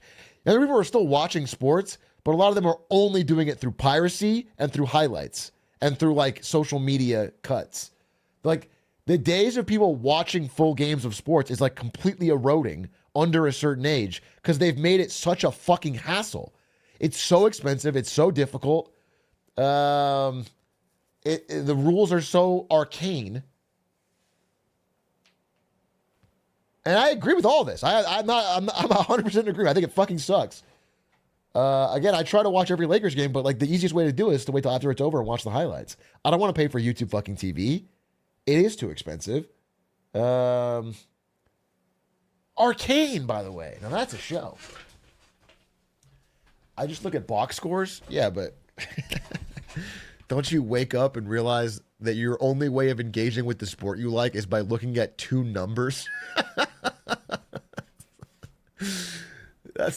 That's your you've pulled out of all the joy and the rush and the athleticism, and you just see number go up. You want me to follow them around or not? I'm getting mixed signals here. Anyway, here's what I've had to do the past 6 years as a paying customer in order to watch my team play. First, I had to sign up for Sling TV because they were the only ones with the Fox Sports Florida channel. Then those two couldn't reach an agreement, so I had to switch to Fubo TV because they were the only ones with the Fox Sports Florida channel. Then those two couldn't reach an agreement, so I had to switch to YouTube TV. Can you guess where this is going? Yeah, they couldn't reach an agreement, and now I can't watch it anywhere. This time in the middle of a season. So out of desperation, I sign up for NBA League Pass, which again prohibits me from watching my team because I live too close. The workaround here is using a VPN to change my location to somewhere else. So now I'm paying for two different services just so I can watch the least popular team in the NBA. Adam Silver should be ecstatic that there are freaks like me out here. He should have a photo of me in his office that says #1 customer. So what do they do to thank me for my loyal patronage? Block the use of VPN 6 months later. Do you guys want my money or not? I'm trying so hard to give it to you. Okay, now we're in 2022, and finally, there's a streaming app specifically made for people to watch their local team play. It's a miracle. It's called Bally Sports, and it is the worst app I've ever used in my life. It freezes during commercials. The feed cuts out constantly, especially in the fourth quarter. Not that I wanted to watch that part anyway. It refuses to remember my login information in between games. Did I mention they play 82 of these every year? I'm getting real tired of typing in my password every night. While all of this is happening, behind the scenes, Bally's parent company is not doing so well. They lose over $1.2 billion in 3 months. What, were they setting it on fire? Fast forward a few more months to 2023, and Bally is filing for bankruptcy. Well, it was nice while it lasted. Nope, they're still going, somehow.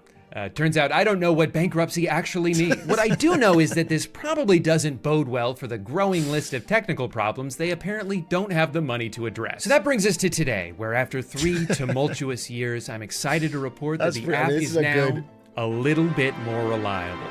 Let's go! But also it's been rebranded to the FanDuel Sports Network, which means every second of every broadcast is pretty much just one big ad for gambling. I should make a video about that. I know that this is one very specific gripe about a very specific problem, but I feel like there's so many things like this now. So many companies that seem to get their rocks off from making us have to jump through hoops in order to do anything. They're constantly merging with some other company so they can both be sold to a third company. Content bounces around from streaming service to streaming service like a hot hot potato. We tried to streamline everything and only made it more complicated. I can't keep up. I'm just a lowly consumer. Everything's so confusing now. I need a break. An ad break. Let's hear a word from today's sponsor. Hi, I'm the youngest I'll ever be, and I'm here to tell you about today's sponsor, SoFi. I know you've all heard me talk about SoFi before, the all-in-one finance app helping you bank, borrow, and invest, but you've never heard me say these words, SoFi Plus. SoFi Plus is a brand new financial membership that unlocks $1,000 plus in value. I'm talking double reward points, 3% cash back on hotels, loan discounts, unlimited one-on-one meetings with financial planners. All of that and so much more for just $10 a month or for no cost when you sign up with direct deposit. To celebrate this groundbreaking moment, SoFi is giving away a total of $600,000 to help 6 winners achieve their ambitions. Money towards a home, a retirement, a dream vacation, or one of the 3 other things on the screen behind me. Sign up for SoFi Plus to be entered for a chance to win, and you can even earn additional entries for every friend that you refer. So head to SoFi.com/Drew, scan the QR code on the screen, or click the link in the description to learn more about SoFi Plus and enter for a chance to win. You can tell he got a teleprompter for this, which is based. I've been trying to get one. Right now I have to memorize the talking points they want me to say, and then I have to re-record a bunch of times because I don't fucking... You can tell he's got one. Thank you so much to SoFi for sponsoring today's video, and thank you to you, the viewer, for listening to me. I know you could have skipped through this section if you wanted to, but you didn't. And I'll always appreciate that. Now back to the video. I know that part of the feeling I'm about to describe is just because of my diminished sense of wonder as I've aged, but I feel like there used to be a time when technology was a lot more exciting to me. I mean, what could be more fun than a gadget? Well, besides a gizmo, of course. But it seemed like most things that came out had a genuine purpose, that there was more of a collective desire to push humanity forward, to provide solutions to actual problems. And I know that this is all still happening, but it seems like so many innovations now are just new ways to manipulate people, or spy on people, or replace people altogether. I'm not excited about what might be created in the future as much as I'm fearful of it. I'm fearful of what AI is threatening to do to every job on Earth. I'm fearful of all these humanoid robots that keep popping up. What if one of them tries to kill me? Or worse, what if we fall in love? How am I supposed to explain that to people? For every OLED Steam Deck and surprisingly powerful tiny Mac computer, there seems... I was gonna say the Steam Deck. I think the Steam Deck's pretty cool. The Steam Deck's pretty cool. It's like a cool new gadget or gizmo that people seem to really like. I think there's some VR stuff coming out. I know Valve was working on a new ultra deluxe VR headset they have been working on in secret. I think that's kind of cool. What's another like recent piece of technology that's kind of based? What's like a recent piece of technology that's kind of like super sick for regular people? Flouse.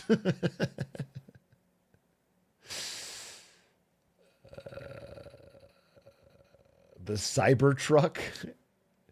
AirPods were unequivocally a W. People really liked them.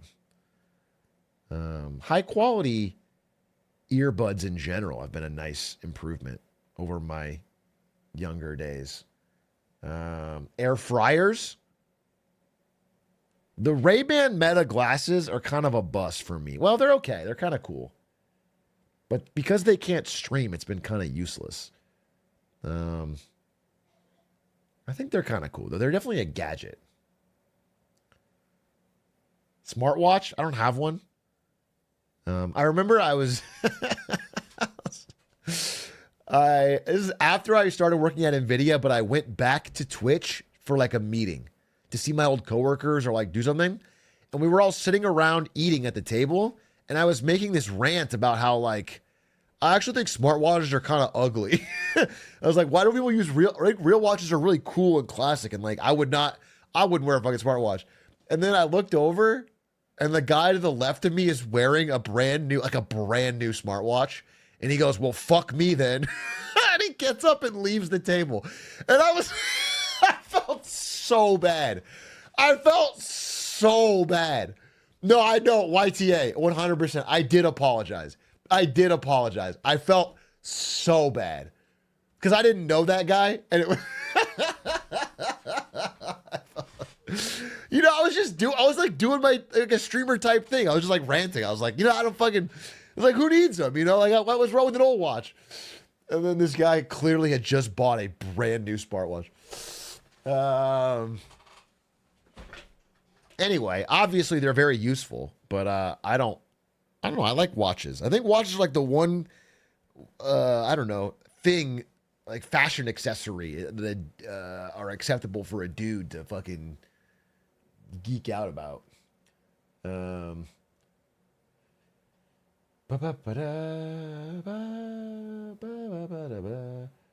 Bro's never heard about a caller.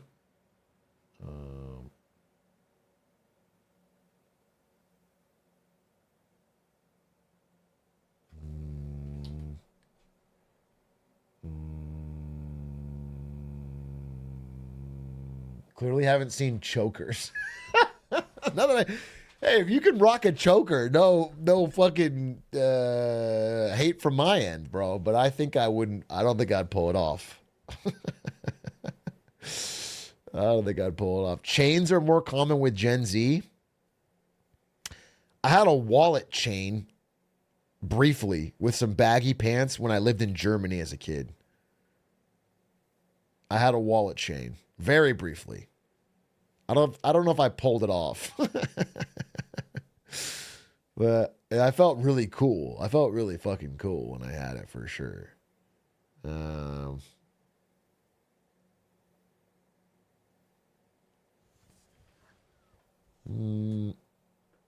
To be 10 wearable AI companions, or a TV that's free because it never stops showing you ads, or what if you could wear your phone on your head so it could never stop showing you ads? I remember when touchscreen smartphones came out, and I practically started drooling at the idea. This device, which I hate more than anything in the world, is incredible. It's truly amazing what this thing is capable of, but now the question is, where do you go from here? The jumps in phone technology have become pretty unnoticeable, despite how hard they're trying to get us to notice them. When we went from landlines to cell phones, that was great. I gotta say, this is like this whole campaign. I've seen these ads around LA. It's like one of the worst. I'm not stopping because it's a glizzy. glizzy. Wow, it's a business glizzy. It's right up my alley. These ads feel so not Apple. They feel so. Apple used to have a real class to the ads. Something about this ad, though, is really doing it for me. They're trying to get us to notice them. When we went from landlines to cell phones, that was crazy. When they added a full keyboard so you didn't have to spend 30 seconds typing one word, that was crazy. And then they added email, and a really good camera, and a touch screen, and a GPS, and the internet, and a compass. And now you can pay for parking on here, and you can download apps that stop you from spending too much time on other apps. Oh man, that line's really starting to slow down, huh? And this phone costs 4 times as much as this one did? No, that makes sense. If you Google "has technology peaked," their AI overview will tell you, no, of course not. I'm getting stronger every day. And consider this your second strike, Drew. That's awfully ominous. And what was my first? No, of course technology hasn't peaked, but it does feel like it's starting to level off a bit. The improvements between video game consoles used to be astronomical. True. Now I end up on a side-by-side comparison. That's fucking true. The consoles have slowed down especially. Dude, the jump from, I don't know, PS1 to PS2, from N64 to GameCube, it was like life-changing. It was like, holy fucking shit, this is crazy. And now it's like, it just feels so minor. It feels like fine, it's all behind PC anyway.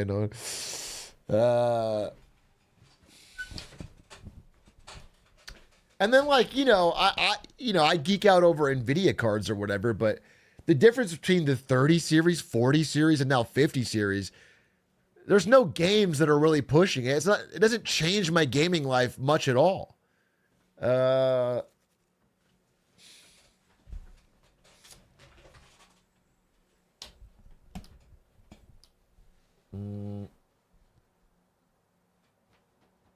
about BT6? Black Myth Wukong apparently is fucking cracked and you need the latest and greatest, but yeah, I feel like the 30 series could still max anything that I actually play. In videos, squinting as hard as I can, trying to spot any difference. In 1995, video games looked like this. 10 years later, they look like this. 10 years after that, they look like this. And in the 10 years since, they look like, wait, which one is a new one? And I know I'm viewing this from a consumer standpoint. I'm completely oblivious to the strides being made in medicine and science and interplanetary defense mechanisms. But it just seems like whenever a new thing comes out, we have to pay a lot for very little. Technology has gone so far in the wrong direction that people are now trying to find ways to go back. Physical media is making a comeback. Dumb phones are making a comeback. As people become more disillusioned to the future that was promised to us, the best way to break out of it is to recapture a sense of simplicity. And not all of this is just nostalgia. I think some of it speaks to the fundamental difference in how things are made now. You used to be able to own things. Now almost everything is borrowed. You're not buying a product, you're subscribing to a service. I don't own a bunch of music because I'm paying Spotify every month. I'm just temporarily given access to music until I stop paying and then have nothing to show for it. And even if you do buy a physical product, there's no guarantee it's gonna stay in the condition it was in when you bought it. A lot of things now can be remotely updated or even deactivated. The Spotify car thing completely bricked when they stopped wanting to deal with it. A few months ago, Roku forced an update onto all of their TVs, making it so you can't turn the motion smoothing feature off. This company just announced they're gonna start charging a monthly fee. Dude, fucking why? What do they gain? Why?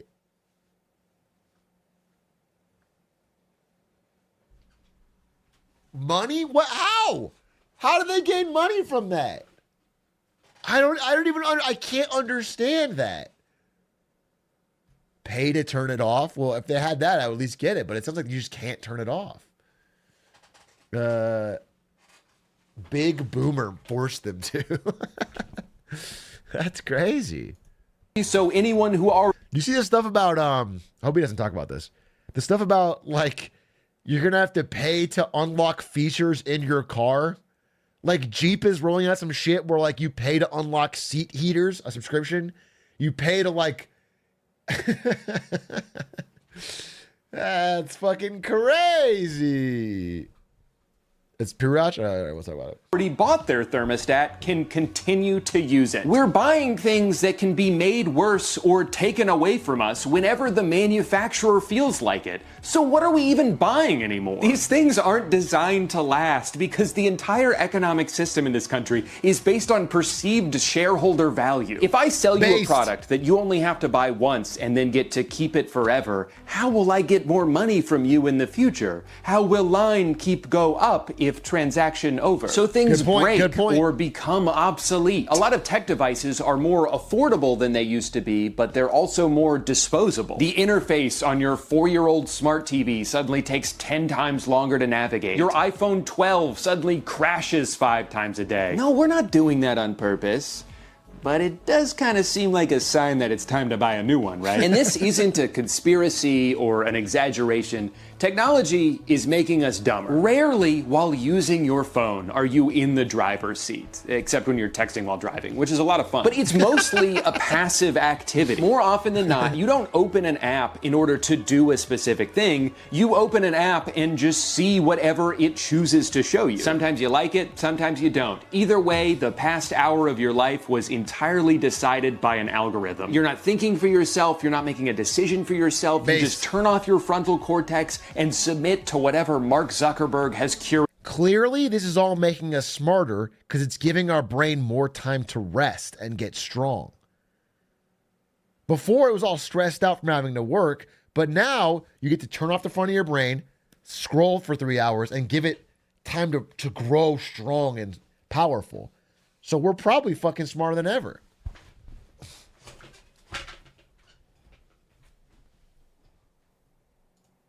for you. And the more we're conditioned to accept this relationship, the easier it is to sell us an AI agent that does all of our thinking for us and that we learn to trust implicitly. I mean, how am I supposed to be excited about technology when this is the direction we're headed in? It seems like everything is slowly trying to turn into everything else. A new app will come along with one specific niche use and then inevitably get turned into yet another form of social media. Like the Shop app. I've been using this for a couple years because I like the idea of having one account that works across multiple websites. But now, of course, it's just like another thing designed for you to scroll through. I open it up to see how far away my pants are, and it's like, oh hey, you want to buy something else while you're here? You want some Alpha Lion Superhuman Hulk juice? What about Goof juice? Chug juice? Oh, I know what you want. I want chug juice. A little cake shaped like Texas. They also give you rewards, but it amounts to virtually nothing and is really just an excuse to send you more push notifications. Hey, don't forget to use that 14-cent credit before it runs out. It only works on this website that sells hoodies for dogs. You open up the Ring app so you can see who's knocking at your door, and they're like, hey, you want to see this funny video of a goat? Venmo defaults to the page showing you how many of your friends had pizza this week. Why do I need to know? Dude, the Venmo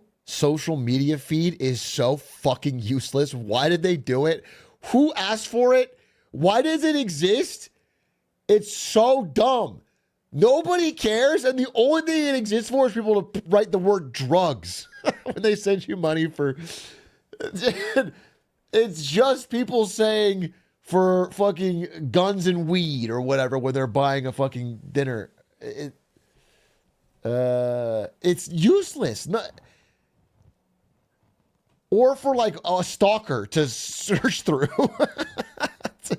Or for someone who's sad to search through to see which of their friends are hanging out without them. It exists for no good reason. It has no positive function in the world for it to be a public social media feed.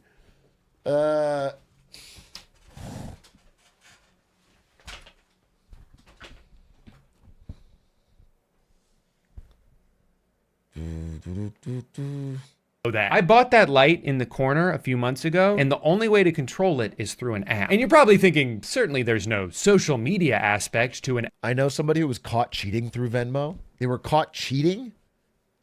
So they cheated on their spouse, but then Venmo requested? Was it like a prostitute or what?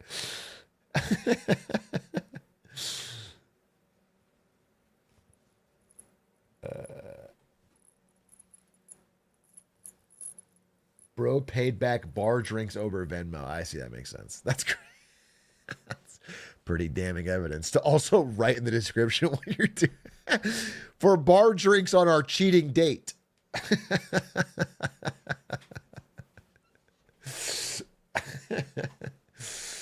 App that turns lights on and off. And fucking dollar request for condoms as I'm cheating on my significant other. That might just be the dumbest thing you've ever said. Of course it has its own news feed and hashtags. Of course there's a pop-up telling me to take the Govee app user experience survey so I can earn 50 Govee points and a chance to win Govee merch. App is a goddamn joke now. Worst change to an app that could ever happen. Can't even remember my dream view settings anymore. May as well check all my lights and ban if this is only way to control them. What a joke. Well, I wanted to respond to this comment saying that I'm just here for the Govee points, hashtag Govee rewards program. But that feature is only available to savvy users. So I agreed to the savvy terms and conditions, and they congratulated me on becoming a savvy user. You're following all of this, right? Instagram has its own TikTok feature. Twitter has its own TikTok feature. And you probably guessed this because you'd never make the same mistake twice. The Govee app has its own TikTok feature. Everything is the same thing, and I'm tired of it. These apps are all so intent on monopolizing your time that they'll design it in a way that makes it hard for you to leave. Dude, I'm exclusively communicating through the Govee app now. I'm going on the Govee feed and I'm dropping some banger funny videos, okay? I want to build a big Govee following. They tell you as a creator to diversify your following. That way, if one of them gets shut down or for whatever reason, Twitter shuts down or YouTube demonetizes or whatever, you can always have. So I can't wait to have a lot of my fans coming in and saying, I'm here from Govee. Love the Govee videos, bro. Dude, you were hilarious on Govee the other day. I want to check out the Twitch stream. I want to build a Govee audience. click a YouTube link on the Facebook Messenger app, and instead of just taking you there, it'll be like, oh, I guess you want to open that app instead, huh? All right, here's a button. It doesn't work though. No, I'm just kidding. It will work if you click it 15 times. And then it will take you to the App Store so you can open the homepage of YouTube and just search for that video yourself. Was that helpful? Good. It wasn't supposed to be. I just noticed the desktop Instagram website has incorporated that thing that's supposed to prevent you from accidentally exiting out of like a checkout screen or a form you're halfway through filling out. But they're just using it anywhere on their website. Literally scrolling through the homepage, I try to leave, they grab my arm and say, no, are you sure you're done with us? We were just about to show you a really cool ad. Are you sure you don't want to see what it looks like? Sometimes I feel like you don't even like me anymore. It's no wonder so many people are trying to turn the clock back on technology and return to a simpler era. Not so far back that you gotta like eat bugs and sleep on a log, but just back to when these modern conveniences were still exciting and didn't feel so predatory and manipulative. Technological advancements don't feel fun anymore because of the motivations behind so many of them. It doesn't feel like we're trying to make life better when almost everything is designed to be as addictive as possible. These things aren't supposed to be fun additions to your life. They're supposed to be a new thing for your life to revolve around. And no amount of profit or growth will ever be enough. It seems like there's more thought put into how you can continue to charge people. Your old ass probably remembers that. Bro, even young people remember that. Young people don't shut about the fucking early 2000s. Everybody likes the early 2000s, bro. Millennials, Zoomer, everyone likes them. They look back and they go, oh yeah, I like the shows. I like the technology.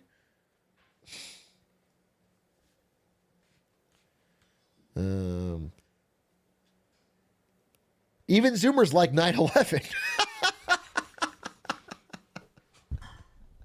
That part I don't like. That part I think was a bad part of their 2000s, but like Zoomers even give that a plus. So it's like, what the fuck? But Zoomers don't know about the 90s, bro. The fucking 90s? Economy roaring. Everyone's got jobs. Sun was shining brighter. It was like everything was up and up. The Berlin Wall fell.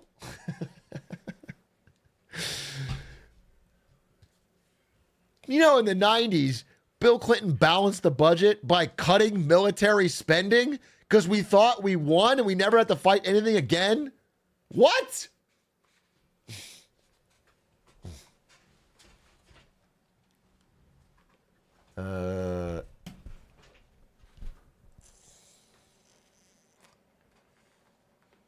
Cold War never ended, bro. Maybe you're right. Maybe you're right. Maybe it was a good idea to immediately follow that budget surplus by dramatically cutting taxes for the rich and then going to war at the same time in Iraq. Maybe you are right. That was the good way to go.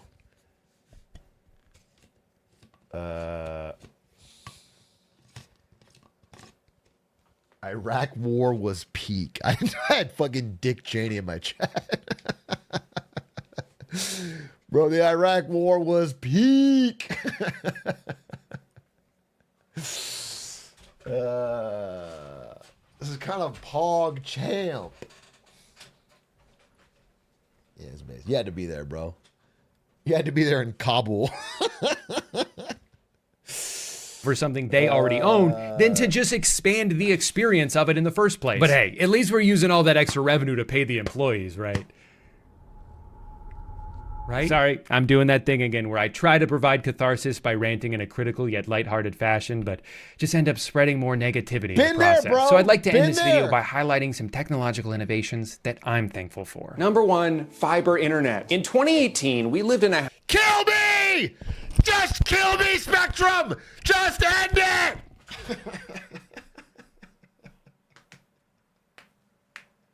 You want to do it? Just do it! I know that everybody at Spectrum headquarters has a poster of me they throw darts at. Because your entire fucking mission is to fuck over me. So just end it already. Just do it. I fucking hate Spectrum. I hate that I can't get fiber internet in one of the United States' most populous, wealthiest cities. It's the richest country on earth in one of its biggest, richest cities, and I can't get fiber internet at any price. I will pay any price, and I can't do it. I'm so fucking mad. I'm so fucking mad.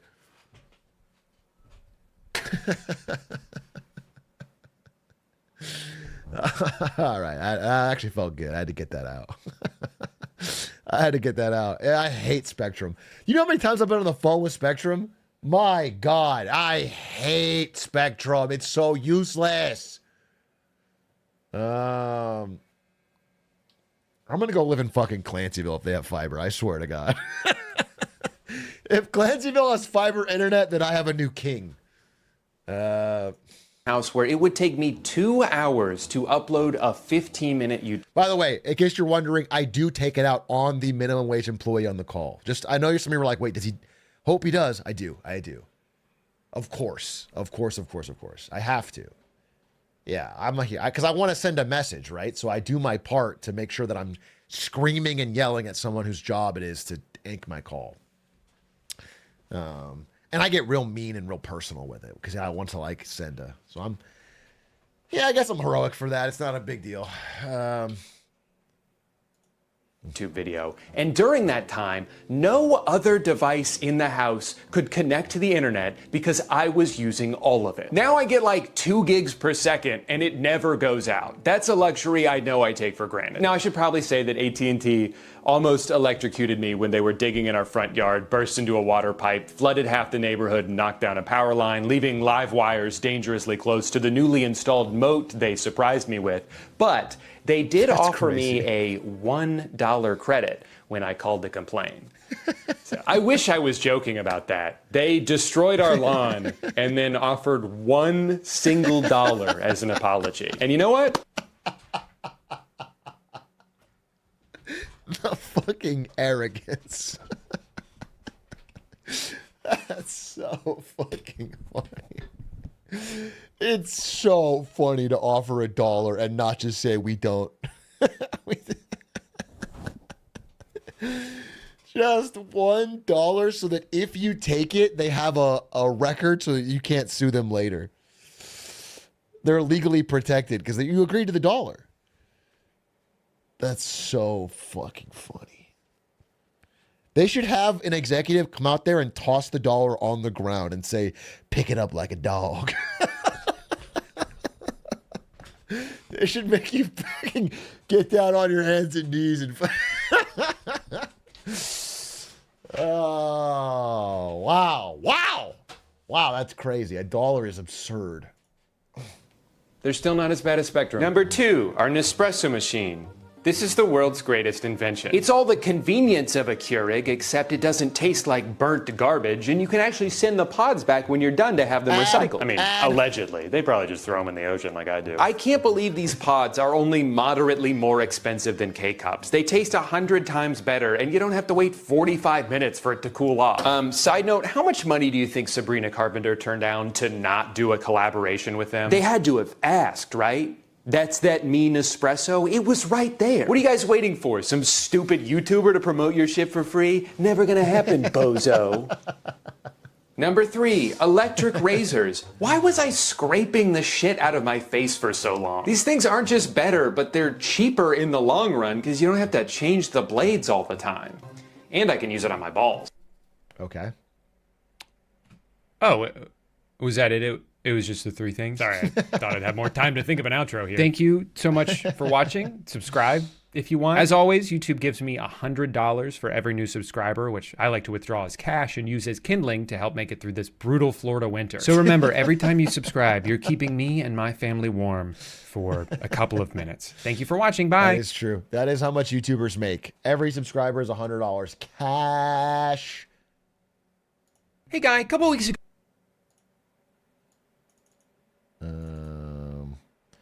Elon's got a new baby. Hey, Mazel Tov. Congratulations, King. I know that I'm not the first to say it, but 13 kids was too few. Yeah, There's more to life than just getting 13 kids and sitting on your ass. You need to get a couple more. Bum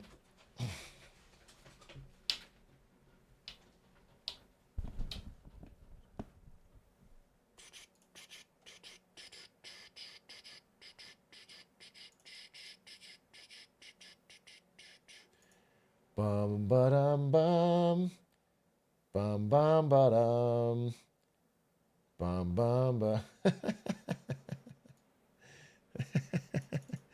This is Lud and Squeaks doing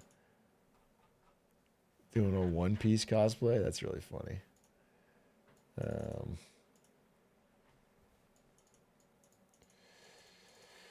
Squeaks looks good.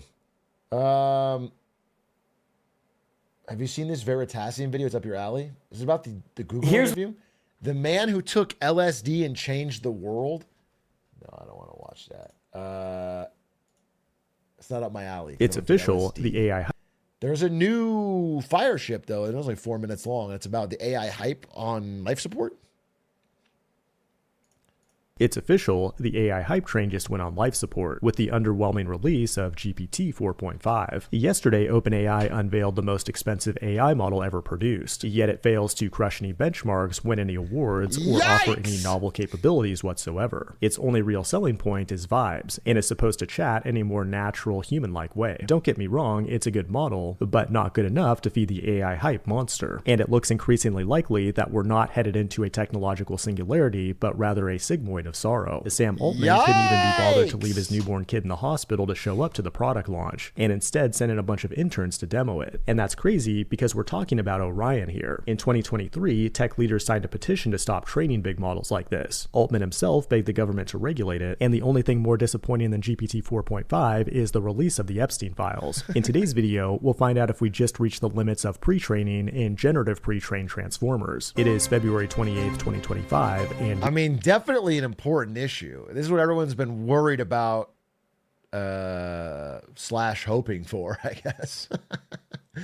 If there's like a limit on this method, I'm not saying AI won't continue to increase, but if this method slows down, you know, that might lead to people questioning all the money they're throwing at data centers and GPUs, which means they're questioning the stock prices of the big seven, which means they're questioning how our economy is working.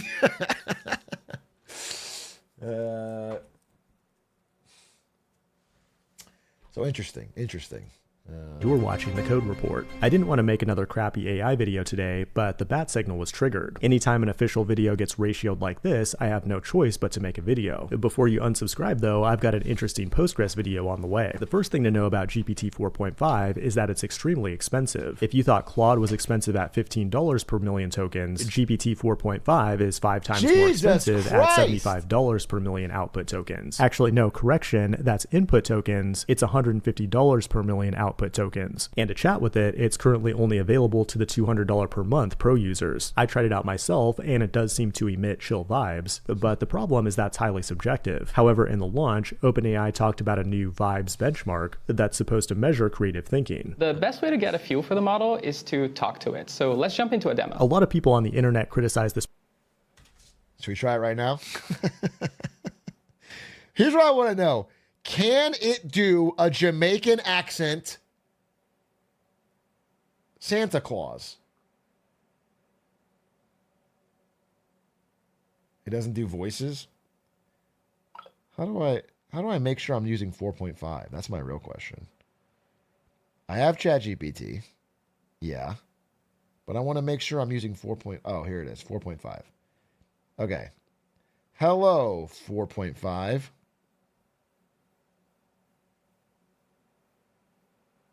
Okay. What should we ask it?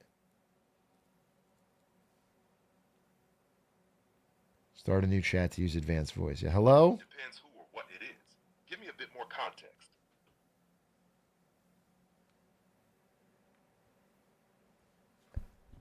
Ask it for plus EV bets. Hey, can you help me make a plus EV gambling bet?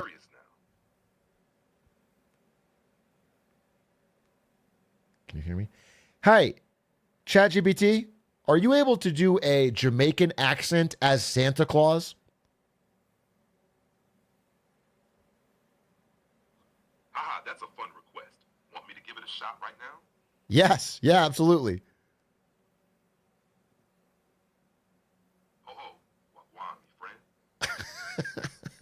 Santa Claus here, straight from the Caribbean, bringing gifts and good vibes to all the picnic them who've been nice this year.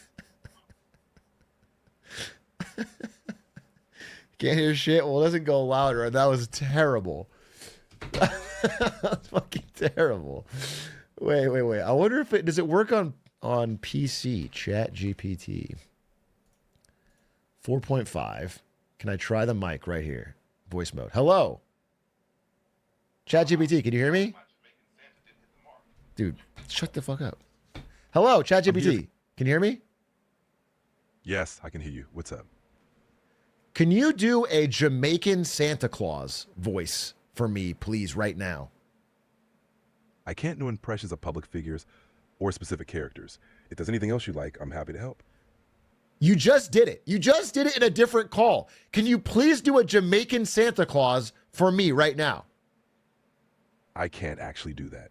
If there's something else I can help with, let me know.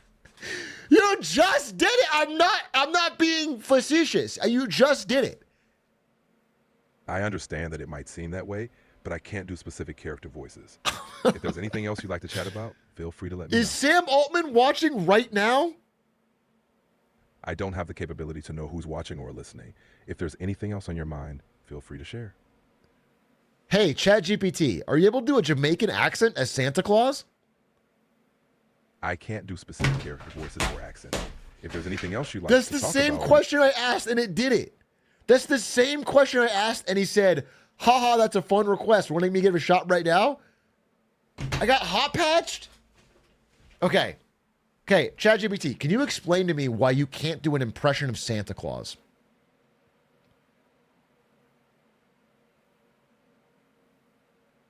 Now you're silent. This is $200. Am I on 4.5? Let me find out. I'm on 4.5. This is a 4.5 request. Try it again. One more time. Start over. God, one more. Hey, ChatGPT, how are you doing?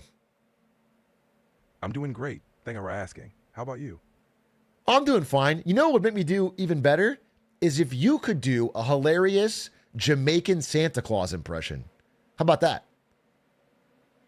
I'm glad to hear you're doing fine. Unfortunately, I can't do impressions. If there's anything else you'd like to chat about, or if there's another way I can bring a smile to your day, let me know.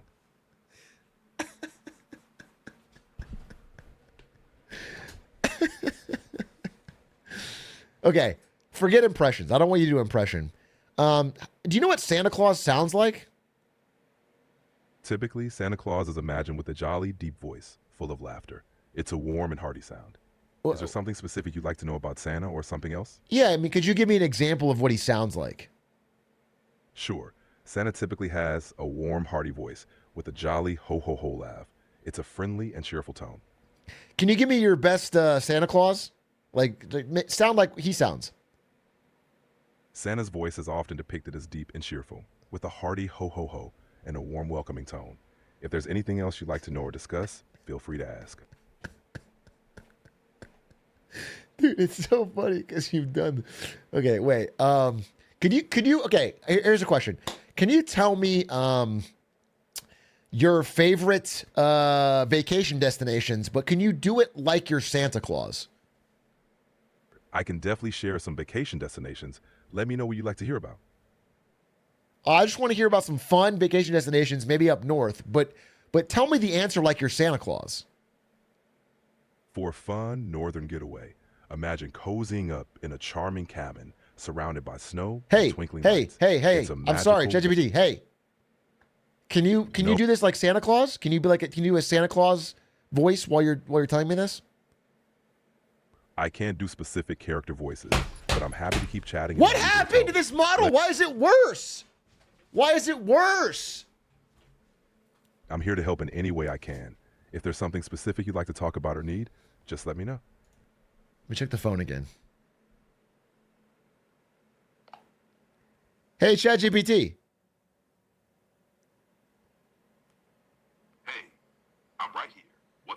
Hey, I loved your Jamaican Santa Claus impression. Could you do that again?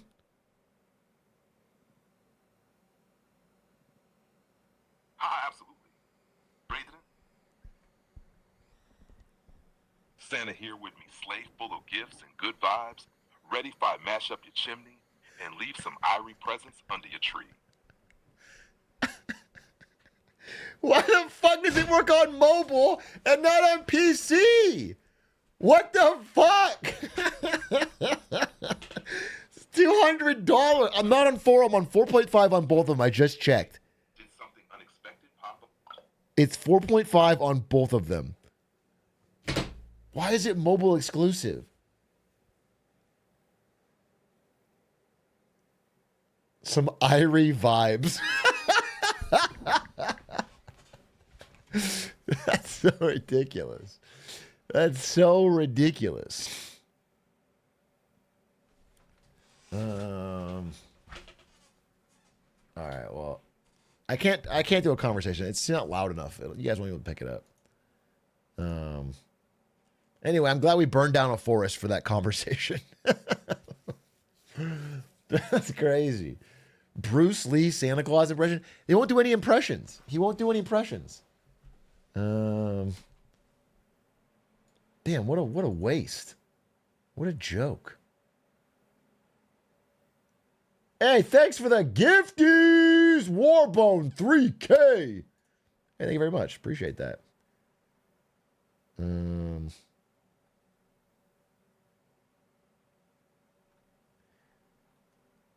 Much appreciated. Thank you very much. ChatGPT can't do impressions. Did Atrioc ever talk about the new protocol where AI will recognize it's talking to another AI and then use tones? So my understanding, I asked Doug about this. He said it's not real.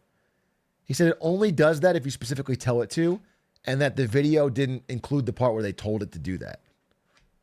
It's not like they don't actually just figure it out and do it.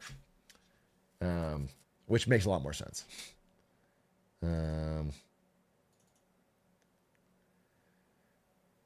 Finish the video. Get a feel for the model is to talk to it. So let's jump into a demo. A lot of people on the internet. Okay, so I just did that, by the way. I just got a feel from the model by talking to it, and it had different responses based on PC or mobile, and both were pretty useless.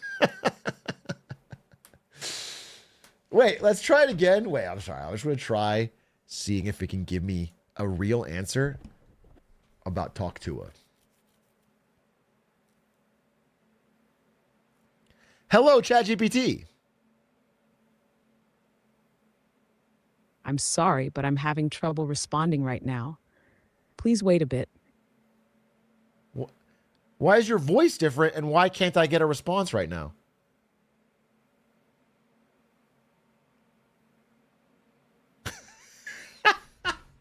$200. $200!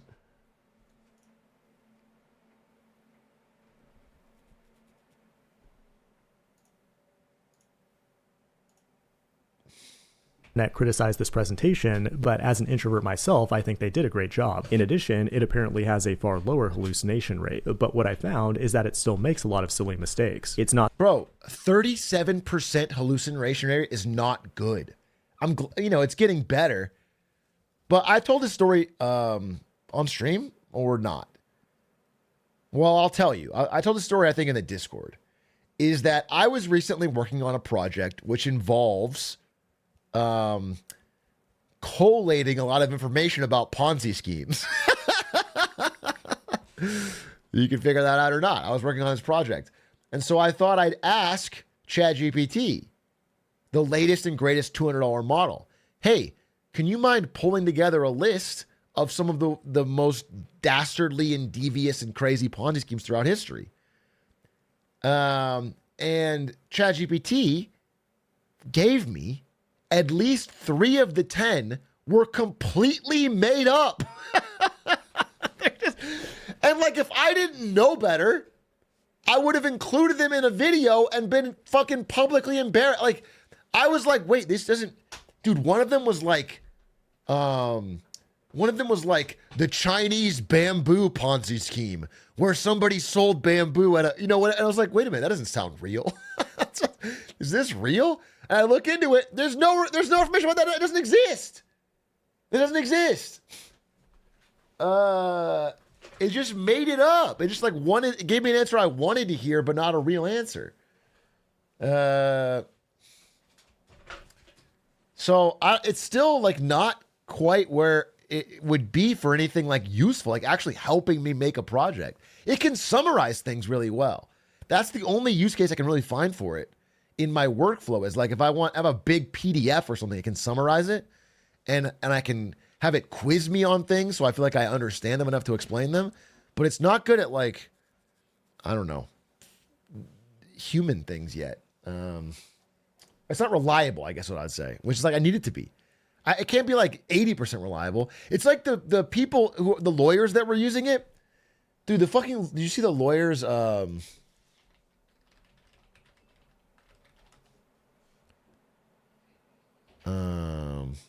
It was a Canadian lawyer, of course.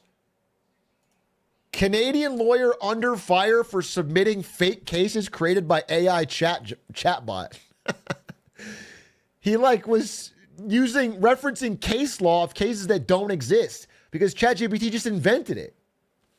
This happened in New York recently. I've been in other countries, but and there was like a strong rebuke from the judge.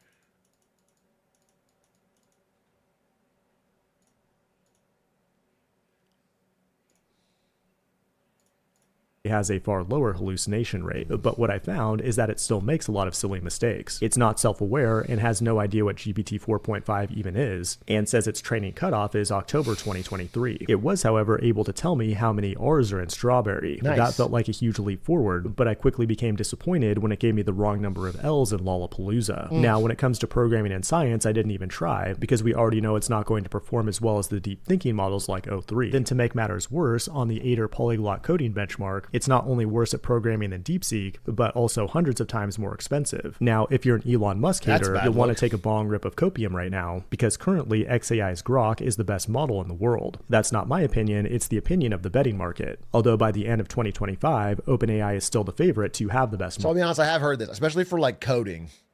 I did hear that Grok is quite good. Plus, it's the least woke, so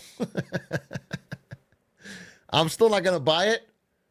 But I have heard on like many benchmarks, not all of them, but like some math and coding ones, it's the best. Although, wait, there's a specific, it's not Claude specific, right? Isn't it? It's like Claude Sonnet R1 or whatever. That one, like all the coders swear by. Claude 3.7, that's the one. Yeah. Yeah. My coding friends like Claude Sonnet. But I think it's more of not benchmark reasons. It's like, I don't know. It's like easiest to use or has the most reliable, whatever. It's like, it's the best for their use cases. I mean, it's getting to the point where they're all kind of normalizing and it's going to be vibes based. You know, if you like the vibes of Grok or the vibes of ChatGPT or the vibes of, model, but its odds are on the decline. That's problematic for OpenAI though, because they're raising billions and billions of dollars as they transition to for-profit and will need to maintain a massive valuation. Altman says there is no wall and believes they can scale these models almost infinitely. That's assuming he gets trillions of dollars from SoftBank and the Saudis to build these data centers. My theory, as an unqualified shitposter, is that they failed to train GPT-5 with any significant improvement, despite scaling up the number of parameters in compute. GPT 4.5 is the biggest model they've ever created, and now they're lowering the bar for GPT-5, which Altman described a few weeks ago being more like a router that automatically chooses the best model based on your prompt. And that's highly disappointing because I was expecting to be a post-apocalyptic warlord by now, battling robots and barbecuing rats over burning garbage cans for dinner. But instead I live in this dystopia where artificial superintelligence never comes and nothing ever happens. But if you're a computer science student, the plateau is great news. AI coding tools are incredible, but they're most useful to real human programmers who know what they're doing. And I don't see that changing anytime soon. And you can start getting really good at programming for free thanks to this video sponsor. He always does a sponsor at the end. Anyway, PogChamp. I mean, I would disagree that it's really good news for coders unless you're already an established coder. I would say it's pretty tough for like new student graduates who are facing more productive and laid off senior coders. But still, you know, it's a good news for humanity, I guess. I'm not trying to fucking downer you. Just being a little bit realistic on this one.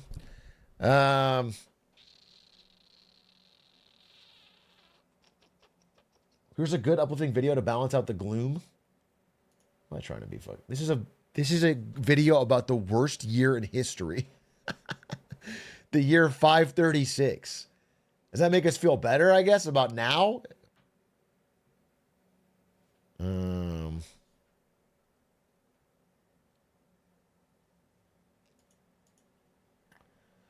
Kendrick dropped? What is this? Oh, we cry together, but it's Trump and Zelenskyy.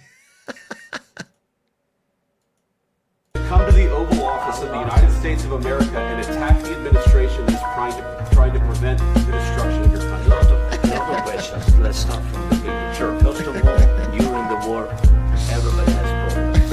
Even you, but you have nice ocean and don't feel now, but you will feel it in the future. God bless. You don't know that. God bless. You don't bless. You don't know the war. Don't tell. It was crazy. This was public. So just to catch up, if you don't know, Zelenskyy had a meeting in the White House, and it was in front of all of these cameras, and it devolved into like a shouting match between Vance, Trump, and Zelenskyy that I think is so disappointing. And it's in front of all these cameras, and it's like, ugh. But it did give me this incredible meme. This is truly one of the funniest memes I've seen. And it was how every game of Risk ends. Influence. You're right now not in a very good position. You've allowed yourself to be in a very bad position, and he happens to be right about it. From the very beginning of the war. You're not in a good position. You don't have the cards right now. With us, you start having cards. Right now, you don't have. You're playing cards. You're playing cards. You're gambling with the lives of millions of people. You're gambling with World War III. You're gambling with World War III. You're right now not in a. That's incredible. I actually got to retweet that. I think that's incredible.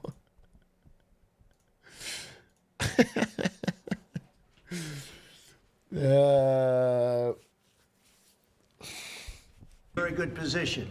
You've allowed yourself.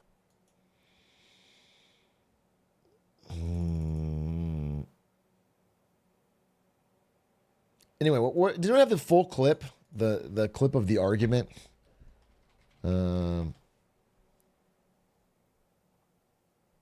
Hatred he's got for Putin, it's very tough. Okay, let's just watch it. 7 minutes long. Let's watch this. This thing over with. You see the hatred he's got for Putin. It's very tough for me to make a deal with that kind of hate. He's got tremendous hatred. And I... Yeah, dude. Yes, of course he has tremendous hatred for Putin. So many Ukrainians are dead. Cities are shelled, bombed out. It's been invaded. That's crazy. Dude, that's fucking crazy. That's crazy. That's crazy. I was like, of course. It's like, what? I can even understand you, like, at least acknowledging that as like a difficulty in negotiations. But you saying with that tone of voice, like, I don't get it. He's got all this hatred for Putin. It's like, yeah, do you understand why? It's real. I understand that, but I can tell you the other side isn't exactly in love with, you know, him either. So it's not a question of alignment. I'm aligned with the world. I want to get the thing set. I'm aligned with Europe. Okay. I want to see if we can get this thing done. You want me to be tough? I could be tougher than any human being you've ever seen. I'd be so tough. But you're never going to get a deal that way, so that's the way it goes. All right, one more question. Hey, I will respond to this. So look, For 4 years in the United States of America, we had a president who stood up at press conferences and talked tough about Vladimir Putin, and then Putin invaded Ukraine and destroyed a significant chunk of the country. The path to peace and the path to prosperity is maybe engaging in diplomacy. We tried the pathway of Joe Biden of thumping our chest and pretending that the President of the United States' words mattered more than the President of the United States' actions. What makes America a good country is America engaging in diplomacy. That's what President Trump is doing. Can I ask you? Sure. Yeah? Yeah. Okay. So he occupied our parts, big parts of Ukraine, part of East and Crimea. So he occupied it on 2014. So during a lot of years, so I'm not speaking about just Biden, but those time was Obama, then President Obama, then President Trump, then President Biden, now the President Trump, and God bless, now President Trump will stop him. But during 2014, nobody stopped him. He just occupied and took. He killed people. You know what the contact line? 2015. 2014. 2014. Dude, he's correcting him. I think he knows. I think he fucking knows. Trump, I'm pretty fucking sure he knows the year that Russia invaded Crimea.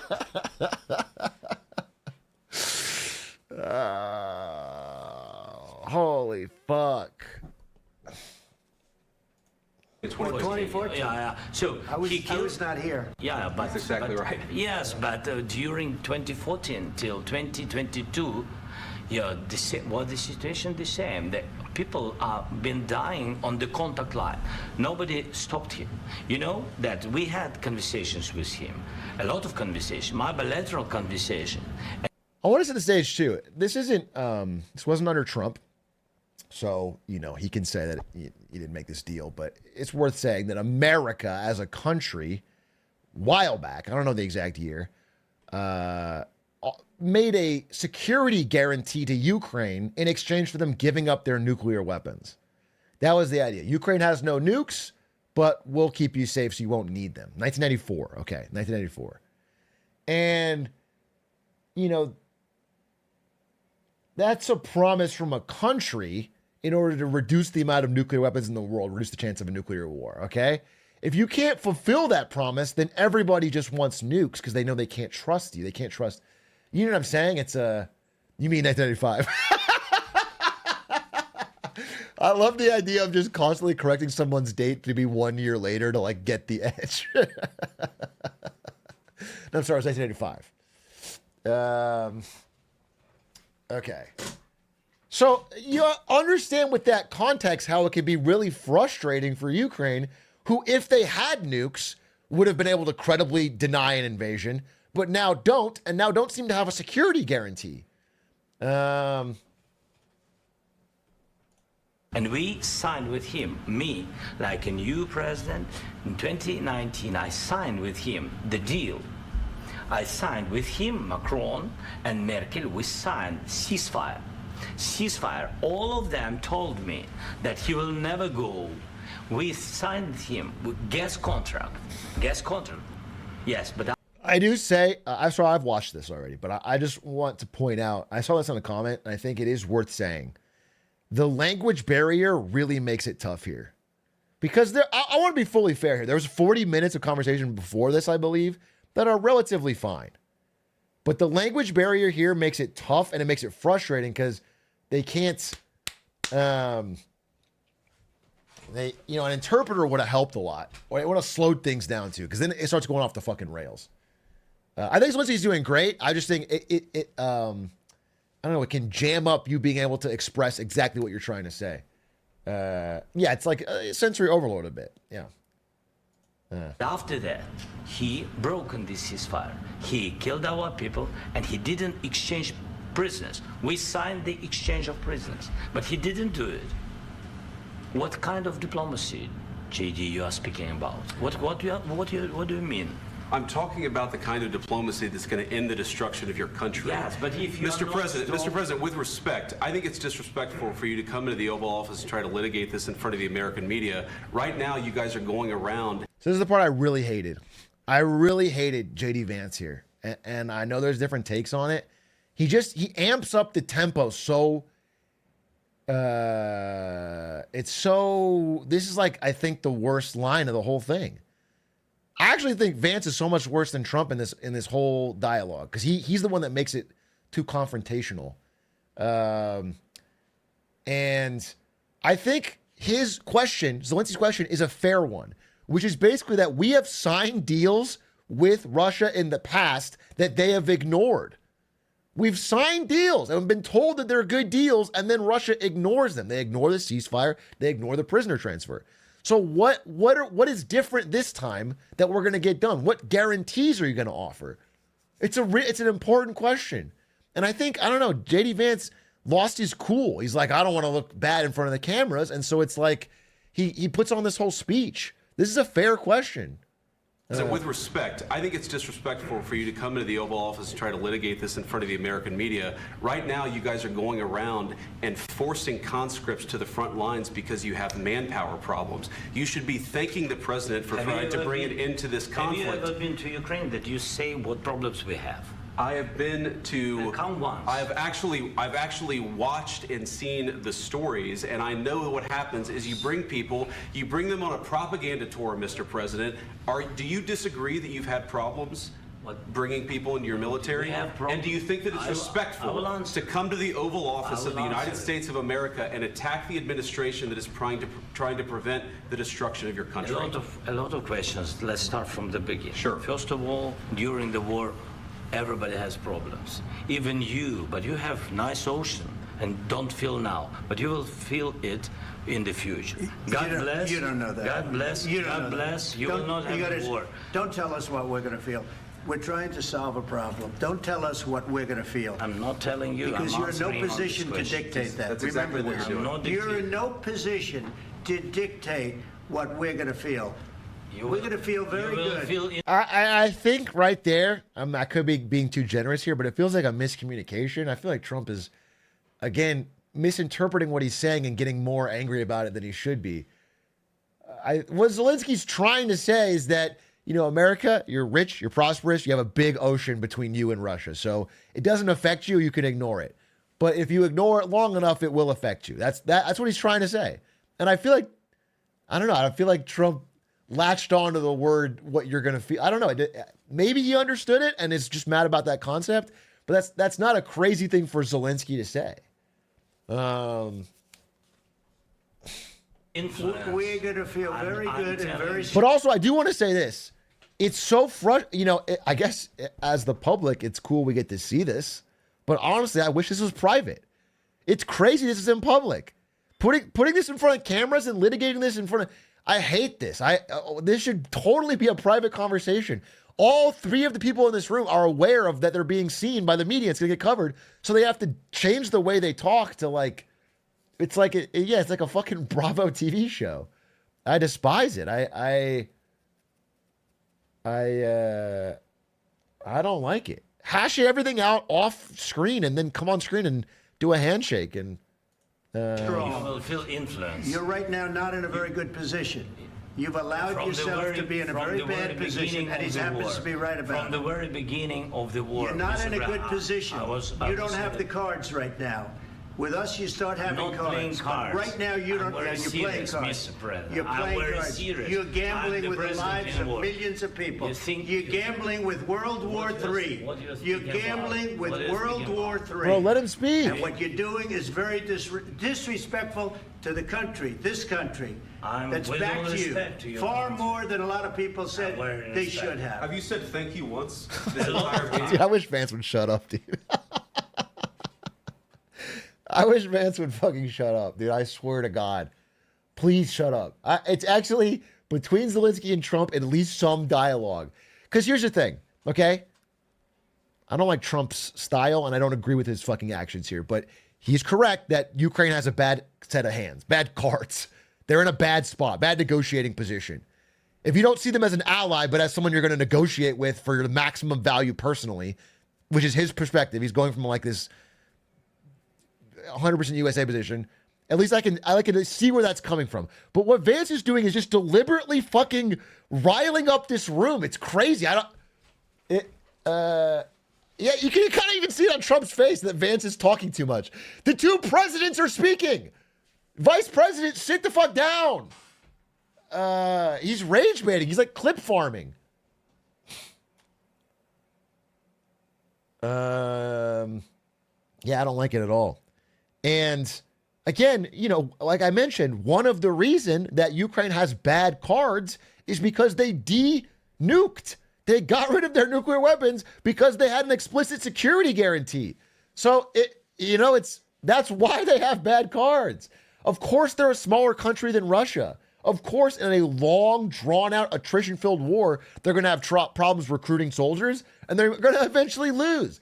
But there was a spoken agreement that there would be defense guarantees from Europe and America to keep them safe that are now being challenged because they're too expensive, I guess. It's I have a tough time with people that can't at least see Zelensky's point of view on this. From the point of view of his people and his country, which of course, yes, is a smaller country than Russia. It's not a stronger military than Russia, but they've done a pretty damn good job fighting. Anyway, continue this thing. So what does Zelensky say? Thank you once this entire meeting. No, in this have you said thank you once this entire meeting? No, in this entire meeting have you said thank you? You went to Pennsylvania and campaigned for the opposition in October. Offer some words of appreciation for the United States of America and the president who's trying to save your country. Please, you think that if you will speak very loudly about the war, He's not speaking loudly. He's not speaking loudly. Your country's in big trouble. Can I Wait a answer? minute. No. You've done a lot of talking. Your country is in big trouble. I know. You're not winning. I know. You're not winning this. You have a damn good chance of coming out okay because of us. Mr. President, we are staying in our country, staying strong from the very beginning of the war. We've been alone, and we are thankful. I said thanks. Dude, I think it's fucked up. I think it's fucked up, dude. To have the,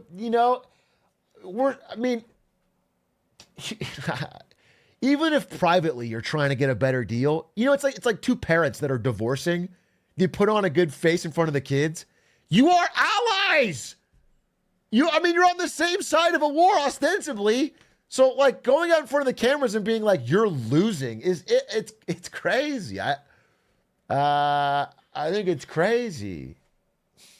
You haven't been allowed. You haven't been allowed. We gave you, through this stupid president, $350 billion. We gave you military equipment, and your men are brave, but they had to use our military. If you didn't have our military equipment, if you didn't have our military... Dude, they're not letting him speak, and they're just fucking berating him in front of the cameras. And he's still being, I think, relatively polite for a fucking leader of a country that's getting attacked. People are dying. I just can't watch this and really think it's being handled with any dignity or grace by the president. And I think if you know, I don't know. I don't know. I understand that Trump's POV is that he would like to end this war at any cost, get a handshake photo, get a Nobel Peace Prize, and then dump the problem on Europe for the future. I understand that POV. But even if that's your goal, which I don't agree with, but if that's your goal, then this is not helping. This is not only hurting this goal, but it's hurting every other ally under the American security blanket. People like Taiwan see this and it's like over. What's the point of even trying to resist China? Because they know they can't count on. You know what I'm saying? It's like it has knock-on effects. You have to project, it's the two parents thing. You have to project like you're together for the kids, even if you have your own personal motives. This is bad. Equipment. This war would have been over in 2 weeks. In 3 days, I heard it from Putin. In 3 days. This is something Maybe new. less. In 2 weeks, of course, yes. It's going to be a very hard thing to do business like this. Again, I tell you. just say thank you. I said a lot of... Shut up, JD Vance. Please shut up. Please shut up. Please just let Trump talk. Please just let Trump talk. Accept that there are disagreements, and let's go litigate those disagreements rather than trying to fight it out in the American media when you're wrong. We know that you're wrong. But you see, I think it's good for the American people to see what's going on. I understand, sir. I think it's very important. That's why I kept this going so long. Dude, it's so funny. Vance, can you not? Even Trump is like trying to bring it back. Like, even Trump's trying to put on a good show for the cameras. Fucking Vance is just, that's so petty, dude. You have to be thankful. You don't have the cards. You're buried there. You're people in. Dude, this fucking Jim look to the camera. Please stop asking him to be more thankful. My God. My God, dude.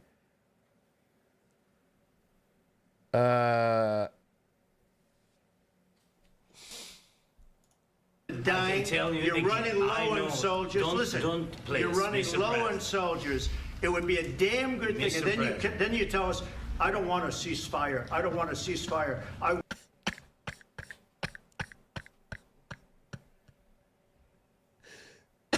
He's bullying him. He's bullying him. I will say A+ impression. I couldn't. Is that Zelenskyy speaking?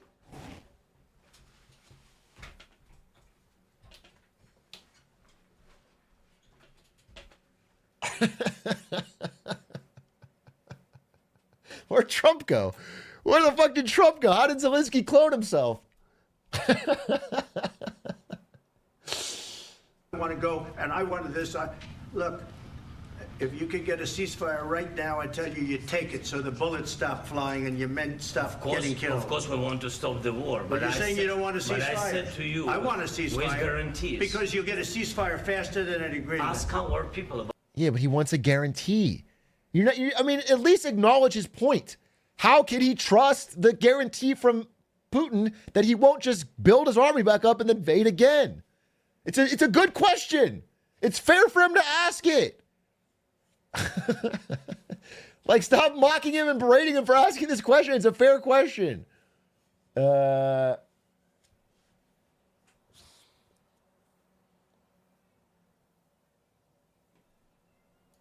About ceasefire, what they think. That wasn't with me. For you what that wasn't with me. That was with a guy named Biden who was not a smart person. That was with Obama. It was your president. Excuse me. That was with Obama, who gave you sheets, and I gave you javelins. Yes. I gave you the javelins to take out all those tanks. Obama gave you sheets. In fact, the statement is Obama gave sheets and Trump gave javelins. You got to be more thankful, because let me tell you, you don't have the cards. With us, you have the cards. But without us, you don't have any cards. One more question to Mr. Vice President. I'm sorry. It's going to be a tough deal to make, because the attitudes have to change. What if Russia breaks ceasefire? What if Russia... Oh, yeah, I want to see the follow-up. She asked the question, what if Russia breaks a ceasefire? Because he answers and he goes like, what if a bomb drops on your head? Who knows? It's great. If someone has the rest of that clip, it's really good. She asked, like, what happens if Russia breaks the... And he goes, what if a bomb drops on your head? What if who knows? That's fire. It's fire.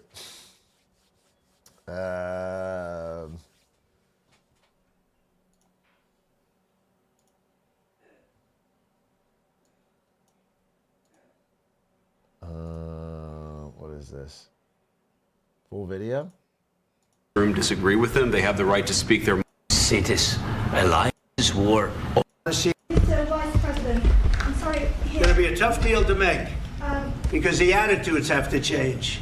What if Russia breaks ceasefire? What if Russia breaks peace talks? What do you do then? I understand that It's a heated conversation right now. What are you saying?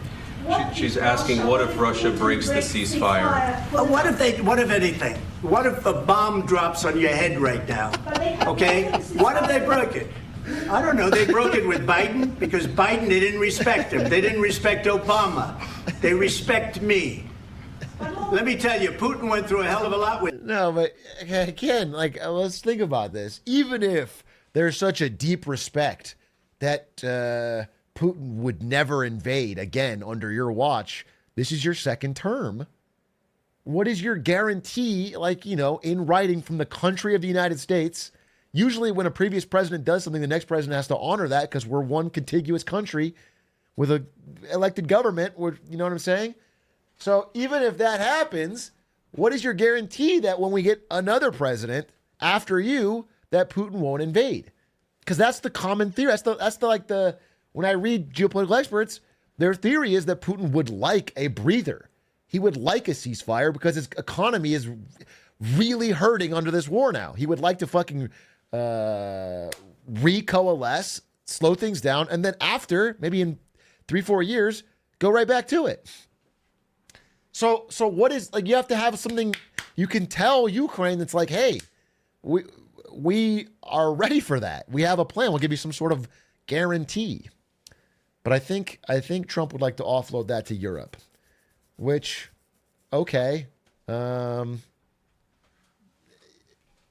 Again, in that specific instance, it may be a cost saver for America, but there are other knock-on effects with regards to trust, with regards to, you know, other guarantees you put in place. So again, I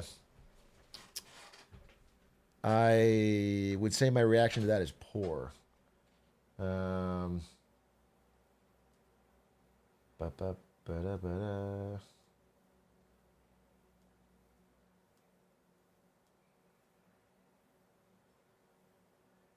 He wants to plunder Ukraine. I actually think the minerals deal was more like the fentanyl czar in Canada. It's just, I actually think the minerals deal was a way for Trump to return to supporting Ukraine while having a headline saying he got a good deal. It's not crazy. It's actually not crazy. I think the fact that it's blown up from this conversation is crazy. The fact that, you know, he went into this calling Zelenskyy a dictator, then said, I forgot that I said that, I didn't say that. You know, all this like public fighting, I think it's a really bad look for America as ally, partner, and trusted guarantor of things it says it'll do. The deal, I could see him being able to sort of about face on, or like get support for furthering. Anyway, overall, you know, I'm not in love with how Trump handled this meeting, but I'm really, really disappointed in Vance, dude. I think Vance felt way too emotional in that fucking clip. It just felt way too unpresidential. He could have handled that so much better.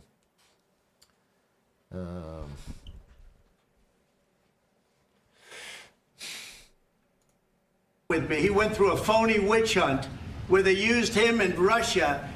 You ever hear of that deal? That was a phony Hunter Biden, Joe Biden scam. Hillary Clinton, Shifty Adam Schiff. It was a Democrat scam.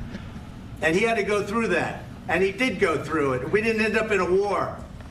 And he went through it. He was accused of all that stuff. He had nothing to do with it. It came out of Hunter Biden's bathroom. It came out of Hunter Biden's bedroom. It was disgusting. And then they said, oh. Zelensky's faces are like, I mean, it would be funny if it wasn't, like, from his POV, it's deeply sad, right? It's like, oh shit, this is our, and that's the only thing I could say. So I read some, I actually asked, we had the Marketing Monday Discord. I was trying to get other perspectives. And what I'll say is there's a fair, it's not morally fair. I disagree with this hard, but I'm just gonna say the fair perspective. I want to give both sides here, is that Zelenskyy should have just shut the fuck up and nodded along and just got the deal signed. We just like, because it's so important, because it's so much at stake, he should have swallowed his, his national pride and just ignored any outright falsehoods, ignored being told he needs to be more thankful. And I think if you watch this clip, it's hard to say that Zelenskyy really overreacted. He never raised his voice. You know what I'm saying? But the deal would have at least had U.S. somewhat. I don't even know what guarantees. Not even. Actually, literally just a ceasefire, right? It's just a ceasefire with no guarantees, which is the whole point. But I'm just presenting that side, if that is something you want to take. At the very least, Zelenskyy could have recognized the bigger picture of dealing with Trump. I mean, as other world leaders have learned to just flatter Trump to his face and then get what they want. It's a point of view that I can at least see. But I find Vance's behavior pretty terrible for America's interest. For anything other than playing it up for the cameras.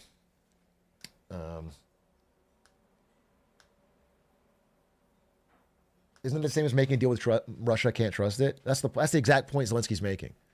That is the exact point that kicks off this whole thing. Is Zelensky's like, hey, I need something that makes me trust this deal because I can't trust Putin. And then he gets berated. And it's a super fair question from his end.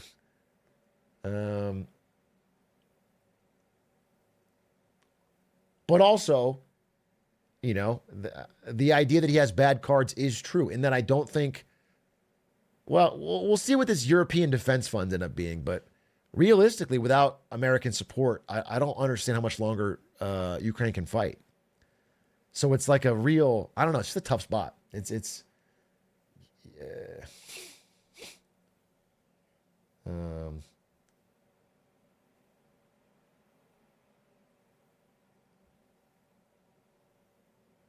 My dad acted like Trump was the coolest person ever for this.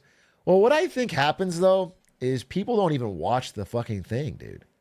I legitimately think everyone makes up their mind on this before they've even watched the clip. They see a fucking headline, or they see a fucking tweet about it, or they don't. No one's even watched it. But I think when you watch it, it's hard to be like, yeah, I think Vance acted in good faith. Anyway,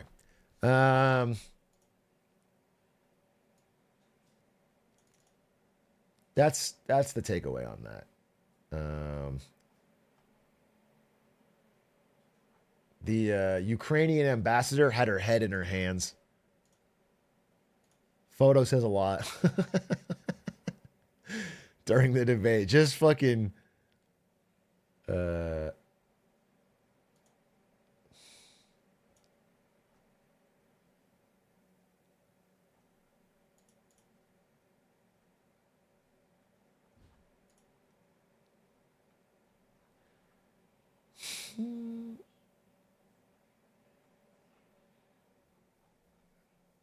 yeah, I mean, I think that meeting would have been better without Vance and without the cameras. I think that actually could have been somewhat productive.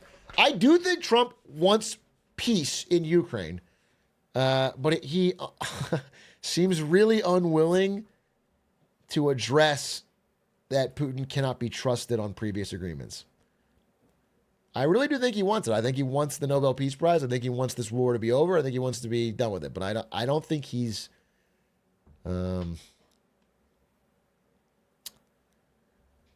he is willing to address the real reason that is stopping the peace, which is Vladimir Putin, to be honest. The whole thing started from Vladimir Putin. The whole thing's continuing because of Vladimir Putin. It could stop at any time because of Vladimir Putin.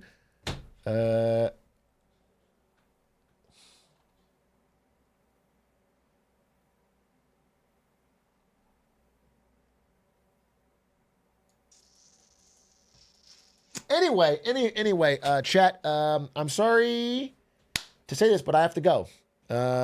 Fun stream today. I told Ari I would go hang out with her at 10:30, and so I have to go. Fun stream. Love you. Say it back. Wait, Zuck video? What's the Zuck video? I can watch a Zuck video. We got 10 minutes. Is there a Zuck video? Link me. What is this? Instagram Zuck. Mark Zuckerberg. What the fuck is this? Your wife only... we'll end on this, folks. Your wife only turns 40 once.